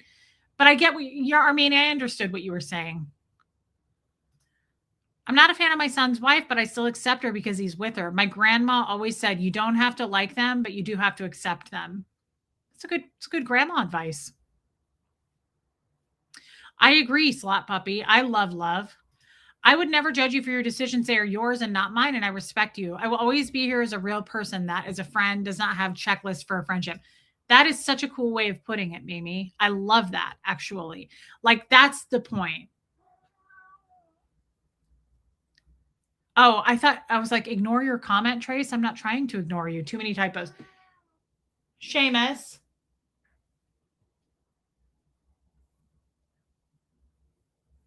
I don't know if Huxley's not home right now, so I don't know if I'm gonna have to let him out. I think, what did I just read? Oh, what Mimi said. It's just more, it's not that I just want unconditional friendships. And again, it's a fine line. Joe Virus, who I haven't seen for a while, I hope he's doing good. He made a comment about this topic a few weeks ago, and he said, not me, I will cut off a friend if it's dipping into me. And that's what I was trying to say. If it's toxic like if it's bleeding into your life, cut them loose. I understand, right? Like you can't let somebody cut you all day. Like Joe said something about because he was an alcoholic and he was like, if I have a friend who's like becoming an alcoholic, I'm not going to want to be their friend. Fine and fair. But I think if you have a friend who's like, I don't like your husband, okay, that feels toxic to me. Feels a little toxic to me. And worse than toxic, hey, Linda Garden Lady, it's intolerance. I don't fucking like intolerance. I don't like top 3 things I hate. Biggest one is entitlement. I cannot stand people who think that you owe them or the world owes them or they deserve everything and they're just entitled. Cannot stand that. Passive aggression, I cannot stand. You will not have me. I can't deal with people who are passive aggressive. I just can't. And then intolerance. I cannot stand people. So I think I have a trigger big time on that because of Scientology. Thank you, Cindy. She says you've grown and changed, in my opinion. I agree. And I think I'm so tolerant. I might be overly tolerant, but there's 8 billion of us. Do you really think that, like, because you were raised this way or you believe this way is the right way, that's the right way? It's intolerant. And to come to someone and be like, I don't really want to like you anymore because I don't like your wife or I don't like the way you do, like, then this isn't an airport. You don't need to announce it. Like, take care. It's intolerant. It feels very intolerant to me. I don't like that. There's a difference between challenging and overstepping and preaching. That's a good point too, Joanne. She makes a very good point. I can't disagree with that. And honestly, it's like, is there a way to voice that? I don't want to be your friend anymore because I don't like your spouse. I mean, again, I'm grateful that this person was honest. This is not a bad person. This is not a bad person at all. I really like this person. I appreciate this person. No. There's nobody there, I promise. It's a cow. It's a cow. It's a cow. Bo. It's just a cow, son. I'm trying to think of, finish up what I was saying. I can't remember. I was wanting to finish my sentence and I don't know. Where do these people find the time to be that involved in other people's business? Sophia, I mean, you're right. There's a half and half to that. It's like, if we're friends though, I don't know. And I agree with Joanne here. I think that there is a difference between challenging and overstepping. You're overstepping if you're stepping into my relationship. That's cute, Mar. I wish I could see it and hear it. Binion is so cute. Thank you for your super chat again. Joanne, I love you. Where do these people find the time to be that involved? I don't know. That's the thing too, guys, is like, are you as friends to people or mothers, fathers, friends? Are you that involved in other people's lives? That's kind of a little much for me too. Like, my own son might have a girlfriend. He might not. He's 16 and a half, and I kind of respect his boundaries there. In the past, I've been like, who's your girlfriend? I don't do that now. I respect it. He's more of becoming a grown man than he is going into childhood, right? He's becoming a man. I don't want to embarrass him. He doesn't owe me. I don't need to know that, right? Like, as long as he's not doing any, I don't want him having sex or anything. Not yet. But I don't feel like it's my business to be like, what are you doing? Where are you going? But now, he doesn't drive, so that's not true. If Huxley starts driving a vehicle, I'm definitely going to be like, where are you going? But I don't even do that to Tommy. It just feels kind of gross and ick to be like prying enough into someone's life to be like, I don't like your wife. What do you want me to do about that? That's like people who come into my stream and go, I've just honestly had to take a break from you because you're just too much. What do you want me to do about that? I mean, ask yourself that. What do you want me to do about that? Would you walk into your job at work and be like, I have to take a break from you. I don't like your personality. What do you want me to do about that? I'm being dead serious. How can I change for you? I'm not going to. I'm not a shapeshifter. Like, I'm not going to. Exactly, Mama Eve. Go find less. And I don't mean it with disrespect. I'm not like, well, fuck off. I don't even mean that. I just mean when someone comes up to you and goes, you're just becoming too much. Or, I mean, how many times have we seen it? We've had people come into this chat and go, hey, I haven't seen you for like a year. I had to take a break from you. Or I had to take a break from this. It was too much drama. Or the you and Tommy thing. Okay. Like, you were passive aggressive saying that. Let's just label it as it is. That's complete passive aggression. Everybody sees your condescension. What the fuck do you want me to do about your comment? In all seriousness, that's like walking up to someone in public and going, that is a really ugly outfit. Okay, so you said that to hurt my feelings. And do you want me to get naked here in the produce section at Whole Foods? What do you want me to do about it? I loved Sarah Jessica Parker because people were making fun of her aging like she's getting old. Wow, she's getting old. Love you, Chica Cherry Cola. I loved it. I saw her quote. She was like, I'm getting older. What do you want? What am I supposed to do about it? Like, my face is aging. I'm getting wrinkles. What am I supposed to do? Like, it's a weird thing when people comment on shit that you can't change. I had to take a break from you. Okay. Thanks for telling me. Bye. Like, what am I supposed to feel about that? Oh, I have a really good reel. I choose to be here and cherish the connection. Exactly. And here's the thing, Jen. Jen's a friend of mine. I know she's not leaving me, but I can say this to her because she's a friend of mine. If Jen ever was like, I'm not feeling this anymore. Guys, I've been here almost 3 years. Some of you might have experienced burnout. Maybe you just don't want to watch this channel anymore. Maybe I'm just not for you anymore. Maybe you just don't like Tommy anymore. Maybe I talk about my taint or my thighs or my tits too much. I don't care what it is. But I don't expect everyone to be here forever. Some of you are only going to be here for a season. I've lost 4,000 people on this channel, right? Like, people come and go. I understand that. I don't expect everyone to stay with me forever, right? So I choose to be here is an important part of what she just said. It's a choice. Nobody's forcing you, right? Yeah, Tennessee girl, why even tell me? Hey, Natalie, like, why even tell me? This is not Scientology anymore, guys. This is not group think. If you don't like something, if you don't like the restaurant, don't eat there again. If it gave you raging diarrhea and you shit all over yourself on the way home, don't go eat there again. You don't even have to write a 40-page bad review about it. Just make the choice. Don't eat there again. It's all right. Right? I'm not going to go to a sushi bar. I don't eat sushi. I don't hate sushi. I just don't eat it. I don't understand. It just seems so easy, very simple to me. I love you, Jen. Thank you for your super chat, babe. I have too much on my plate to worry about other people's decisions. Amen. It's bizarre. I guess it's the good and the bad of the internet, right? That's what all of our haters are. They are just in my life. The haters know more. They try to be more in my life than I am.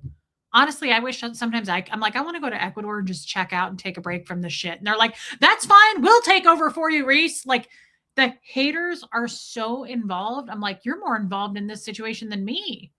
And it's about me. Like, people, take a step back, right? Like, I have too much going on too to worry about other people and what they're doing. This isn't a soap opera. Like, it's life. Deal with it.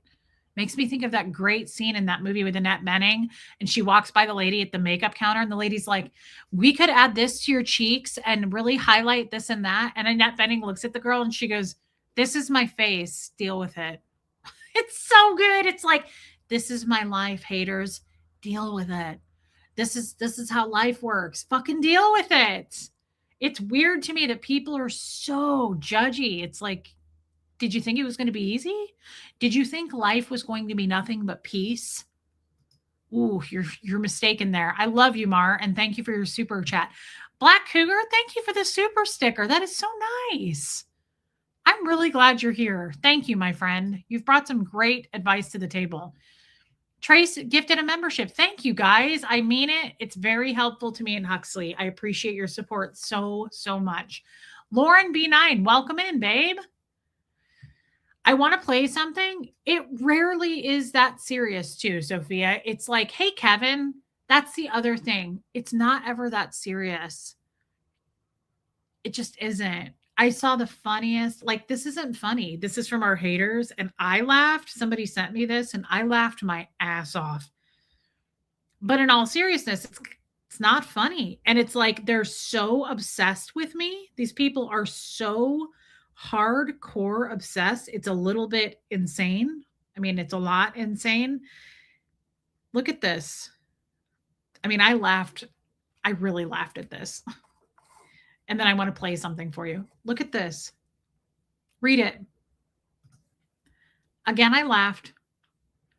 Sorry, third eye open. I laughed. I'm fucking tired of this fucking shit. Make America Reeseless again. I thought that was hilarious.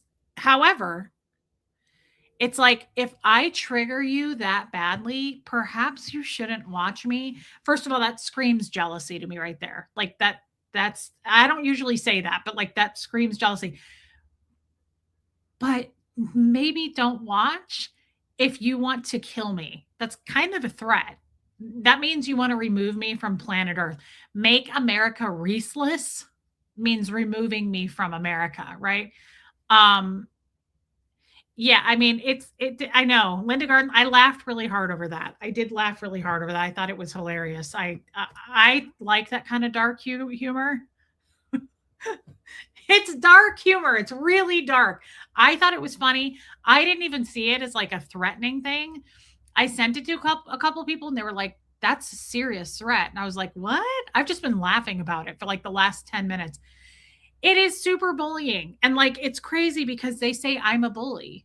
Like, I'm a bully. That's kind of serious bullying. But it's also hilarious. I'm fucking tired of this fucking shit. Could you say fuck any more time? Like, you're jealous. You're jealous, and maybe you shouldn't watch me. Just a thought. Okay, Trace, what time is it? Oh, I'm plenty of time. I live big time rent free in their head, Joanne Hawley, like big time rent free. Thanks, Julie. I can't imagine. I don't know Margie Bar. I don't know who posted it. I got it sent to me and I literally laughed for like a straight 10 minutes. I was like, that's pretty good. That was the first thing I said. I was like, it's pretty good. Original Anne, this is what you missed. Somebody made this. I'm fucking tired of this fucking shit. Make America Reeseless again. I thought it was funny, but I have dark humor. Why are they watching? I don't know. It just goes back to the like, why would you watch something you hate? Why would you go eat? I don't know what to do here. That's probably why they're so triggered because I kind of am too over the hair. Why would you eat at a restaurant you hate? Why would you hang out with people you don't like? Like, what are you guys doing that you enjoy, like, hate watching? I can't imagine their life. But I'm glad that we talked about this because listen, I want to play this clip and it was good. Now, this woman cusses and I think it's like 10 seconds long. Okay. But I really like the message and it applies to this. And I think, thank you, Pat G. She says, I don't see you as a bully. I don't see myself as a bully either.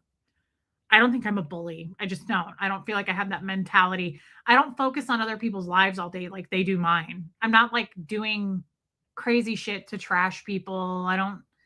It's weird. I don't know. It's definitely them, not me. They're drinking poison, expecting me to be affected by it. They're literally poisoning themselves. They are drinking pure poison going, I hope she dies. I don't feel it. I don't feel the effects of it. I have Gertie hair. You can't be forcing them to hang out with him. How is it negative in their life knowing you with Tommy? I don't know, Cindy G. And I try not to think about it because my true friends, I know who they are. I don't know, Nancy Jan. I want you guys to listen to this. That chat is therapy. This chat is, listen to our new gal, Black Cougar. This chat is therapy for my soul. Reese, you are so down to earth. I love getting new people, especially like you, because Tommy said this to me once, and it's so true. You are your audience. I believe that 100% that you are who you hang out with. Natalie, he's a lot better. We're going to stream in an hour together. You are who you hang out with. You are your audience. Okay, Mar, love you, babe. This is great. This is why I say I don't care if this channel grows, but if we could get like thousands and thousands more of the Black Cougar woman here, I would love to have that. I love our quality good people that we have here. It's quality over quantity, guys. It always will win, quality over quantity. And I love getting people like her. You're all like her. We're all like this. We are all so much more similar than we are different. So I want you to listen to this because I thought this was inspiring. Now, again, I don't know who this lady is, but she cusses. And I want you to listen to this because I liked it. And I think we're getting to this point. And I think a lot of our older people in life, this is why I like older people. I always have. Hey, Mad Drop.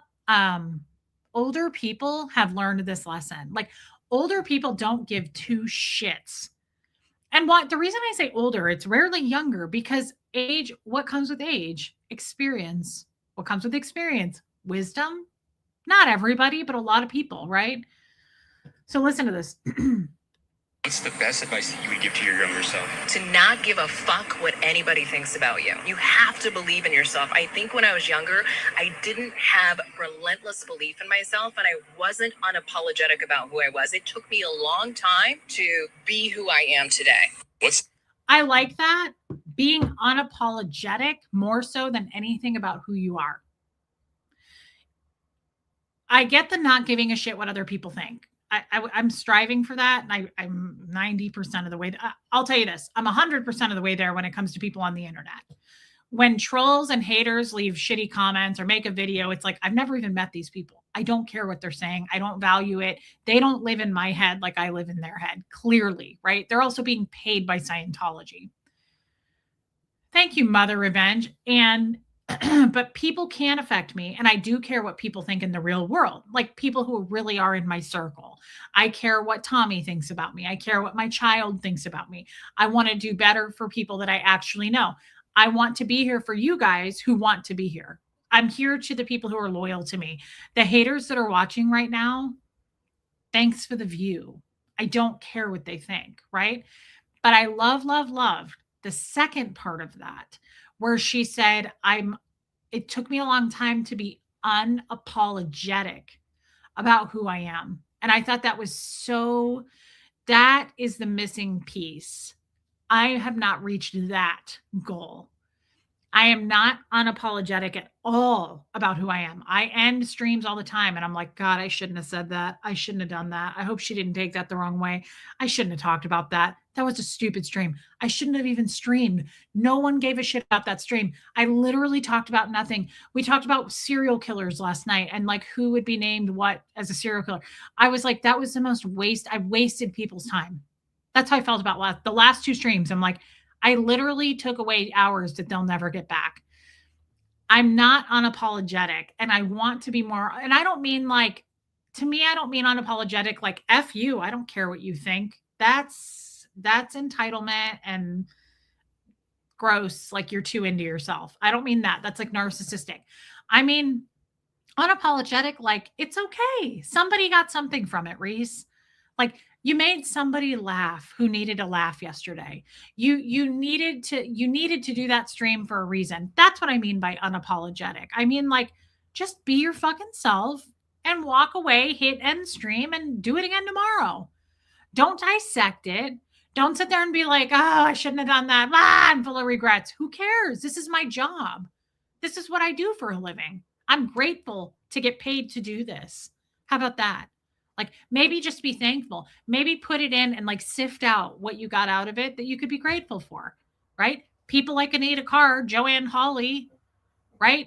Are new people, like they super chat me. I am so grateful for that. They become members. I'm grateful for that. Like I am lucky enough that I get to do this and be monetized and make money doing it. I'm very thankful for that, for me and my son. How about that? Like, see the good. Find things that are you can be grateful for. It's like, stop fucking complaining and be unapologetic. It happened. Right? It happened. Like, it's not like something terrible happened.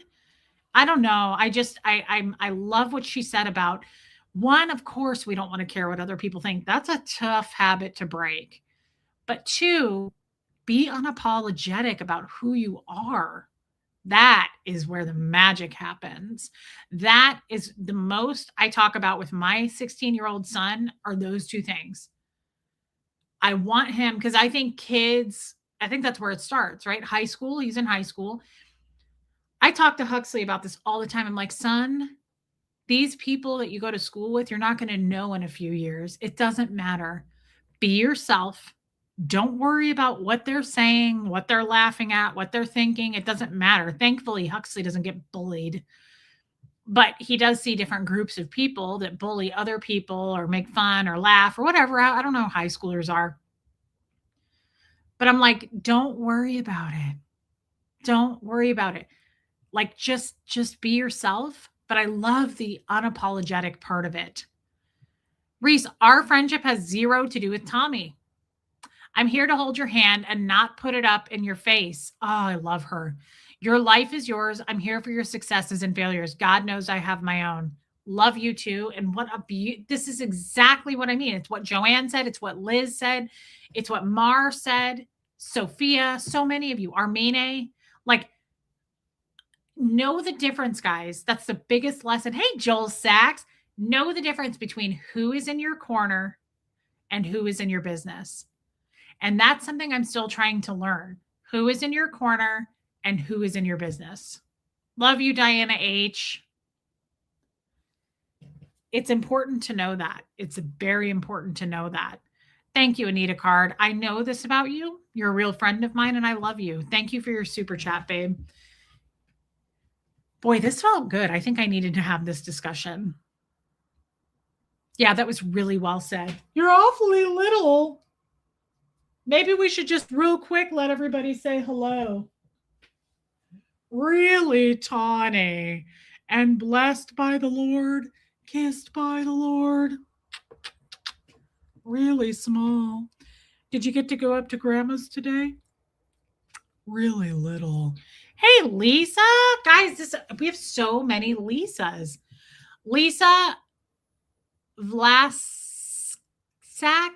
It's her first time too. So we have Black Cougar and Lisa's first time here.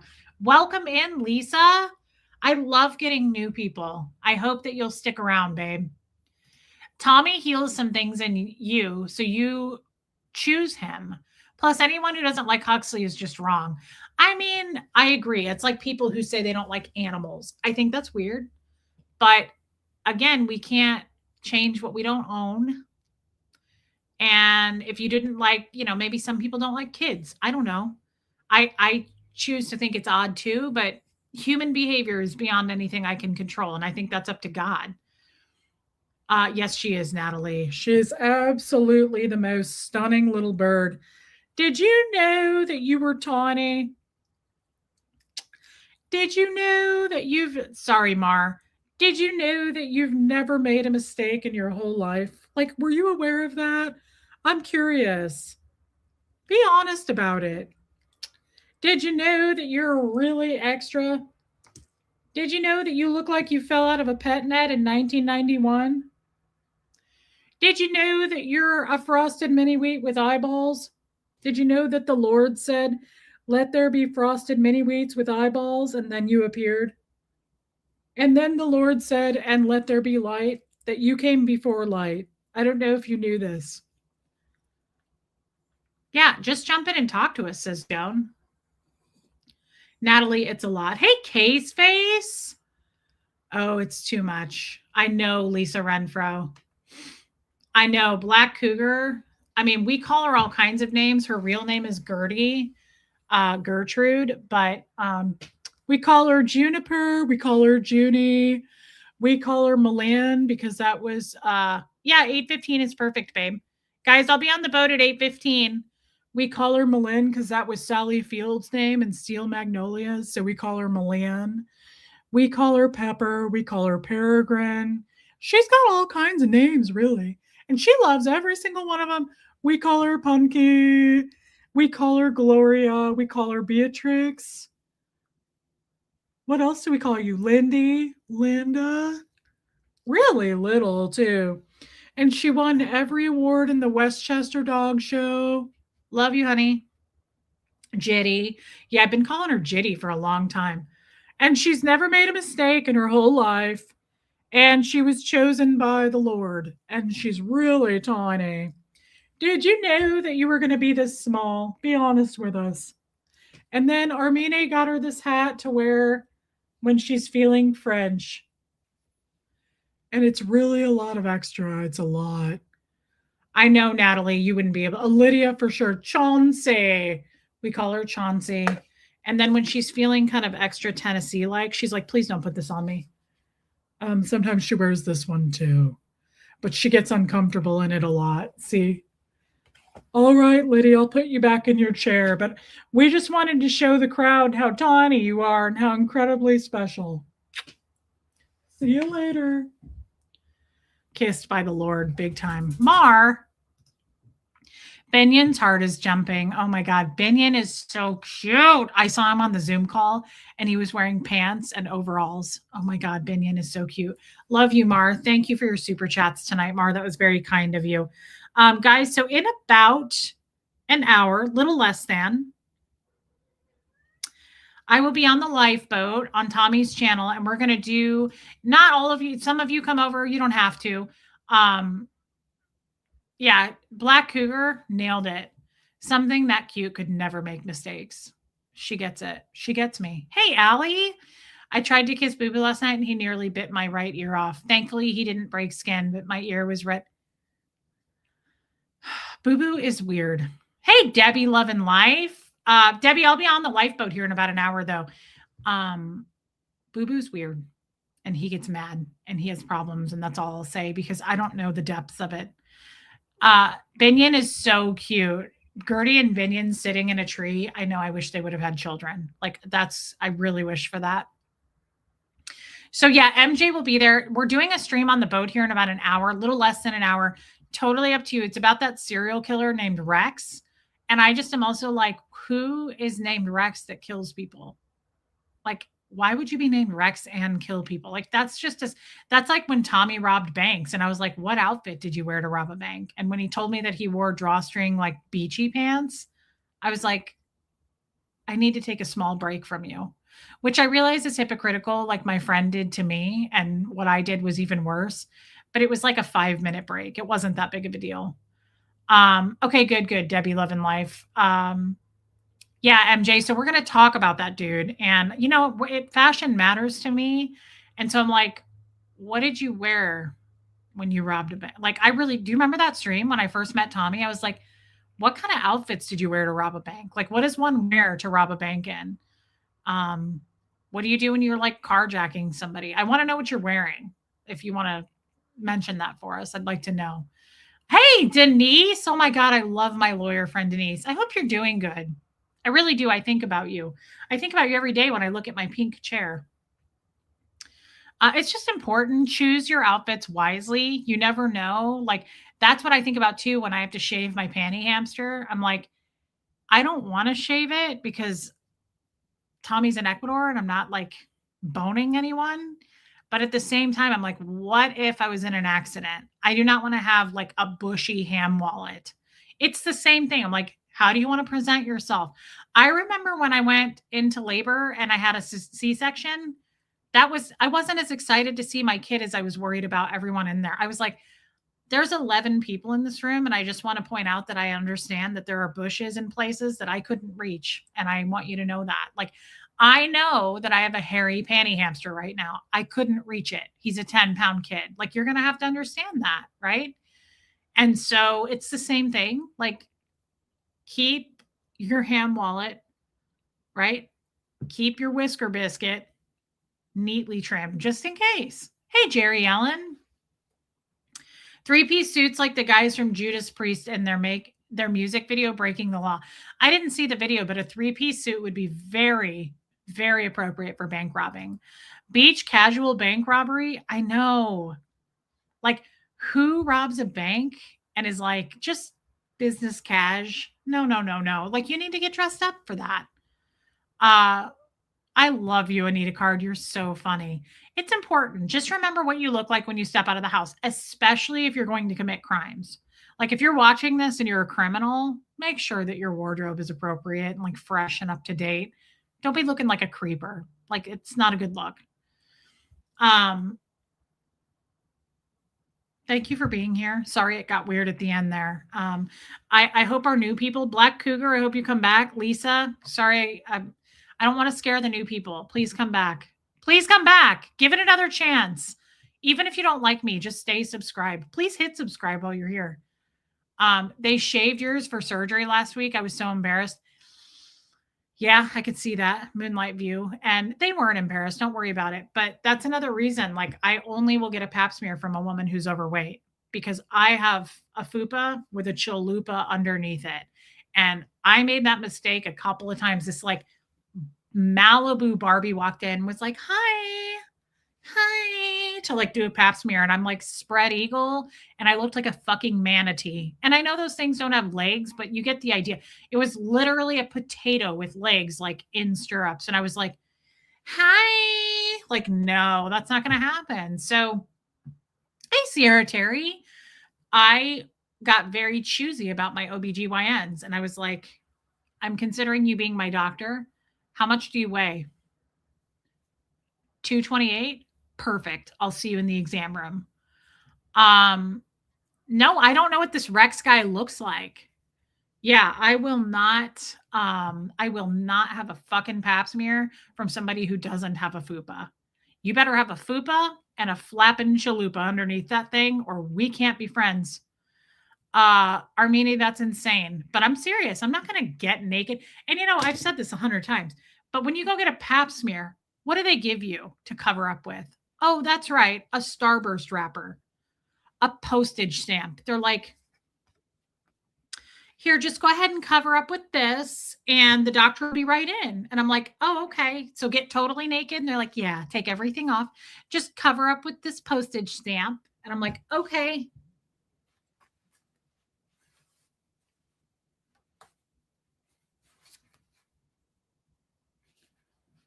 I'm ready.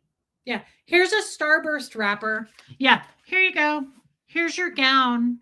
If you would just cover up with this, please. Sure. The doctor, the 6-pound doctor with the giant tits will be right in. The blonde bombshell will be right in to inspect your overweight chalupa of a vagina that looks like it's been through a weed whacker.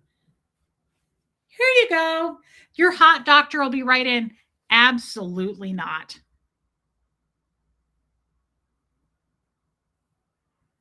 No way. You're fucking kidding me right now. That's the serial killer? Third eye open. Are you lying? Black Cougar. Have you guys seen this guy, Rex? Are you serious? He killed women. This guy killed women. I mean, of course he did. He doesn't have any. Where's his hair? How come he doesn't have any hair right here? Look at this guy. Look at that thing. Oh my God. He looks like a jester judge. I bet that guy's a jester. He looks like a fucking creeping. Oh my God. That's him?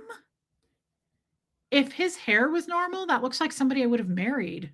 Does that look like Jeff? He looks like one of my husbands. He's tall. How tall? Stop it. Reese, he's a serial killer. That's even more attractive. He's 6'5".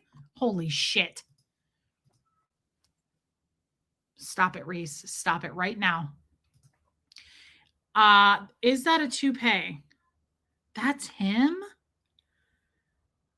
I mean, I could clean him up. That's terrifying. Oh my God. They got his DNA off of a pizza crust? That's terrifying. Oh my God. Now I'm really excited to do this stream with Tommy. He's 6'5". I could look past the serial killing if he's 6'5". I could look past a lot of things. If I was single, stop it. Okay, that hurts my sunburn. Okay, it's a bad hairdo, but to be fair, my last husband had bangs. I cleaned him up. I cleaned him right up. Okay. He's kind of cellisty. Kim is blue. Yeah, he's super creepy. I'm just kidding. Tommy is super hot compared to this. I'm only kidding, guys. This is for entertainment purposes only. Okay. All right. No, I was joking. Calm down. I have what I want. That's terrifying. That guy killed people?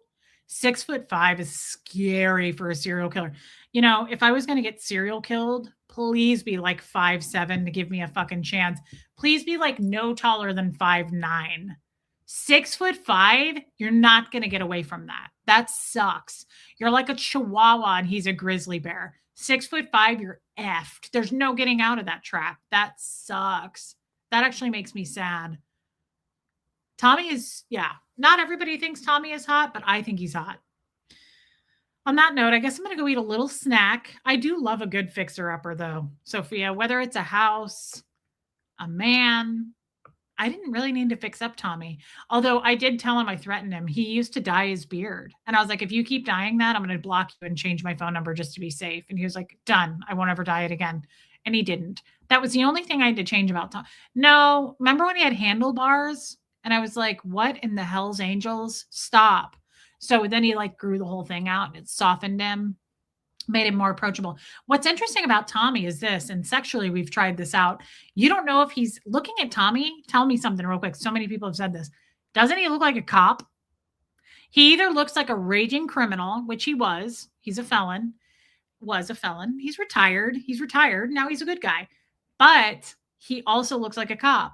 So it's weird because you look at Tommy and you're like, holy hell's angels. But you also sometimes look at him and you're like, great, it's an undercover cop. Everybody put it away, put the piece away. Like you don't know. And if he puts on a pair of these and sunglasses, if Tommy puts on aviators, don't ask me how I know that. We tried it once. I liked it. It's going to be a fun summer. I'll tell you that. Getting a pat down and putting into the back of a, excuse me. He looks like a cop. He looks like a cop. Tommy absolutely looks like a cop, but you can't tell. You're like, is he a cop or a murderer or a bank robber? Like, it's interesting. It's fun, right? It's like, ooh, I don't know. Definitely a bad guy, but like a good, I'm not sure. Undercover detective. We tried that once. Yeah. I called him Detective Scoville. Excuse me. Yeah. He looks like a cop, like a high-end cop. He looks like an FBI agent. Come get some, fella. Come get some. I can't wait to stream with him now. I'm going to be overly flirty and the haters are going to go absolutely insane and their heads are going to spin like in The Exorcist. Doesn't look like a cop, says Mimi. I think a lot of people have said he looks like a cop. Yeah. He's got range. He does. I'd like to try that with a nice Chianti. All right, then I'm going to go let Seamus out and have a quick bite. Sorry about that, Natalie Travis. Sorry I get out of control sometimes. Please stay subscribed just out of pity if you would. Sorry, Mad Drop Bear. All right, then. Thank you for the super chats tonight. It means the world. Thank you to Black Cougar and Lisa, our two new people. Black Cougar, thank you tonight for super stickering me. That was super kind. And I mean it. Thank you guys for being members. Thank you for gifting memberships, Trace. I'm super into him, and I guarantee you he's almost more into me than I am him, believe it or not. It's insane. When we get together, it's like wildfire. It's like, it's insane. It's hot. Staying subscribed out of pity. Thank you so much. Again, I appreciate your honesty, Jerry Ellen. I love you. Yeah, if you don't mind, just stay subscribed just because you feel sorry for me and you know that my life isn't going to amount to much. All right, then. Here comes Fred. Mods, thank you for being here. And I'll be back tomorrow if you'll join me and give me another shot. And I won't blame you if you don't. I understand. Here comes Fred. Think about it and then just make a decision tomorrow. Don't make any rash decisions tonight and hit unsubscribe. Stay subscribed. Love you, Liz. I'm very sunburned. Hey, Angel, let it swirl around and don't make a decision till tomorrow as to whether or not you'll come back. Just try to come back. Here comes Fred, and I love you guys.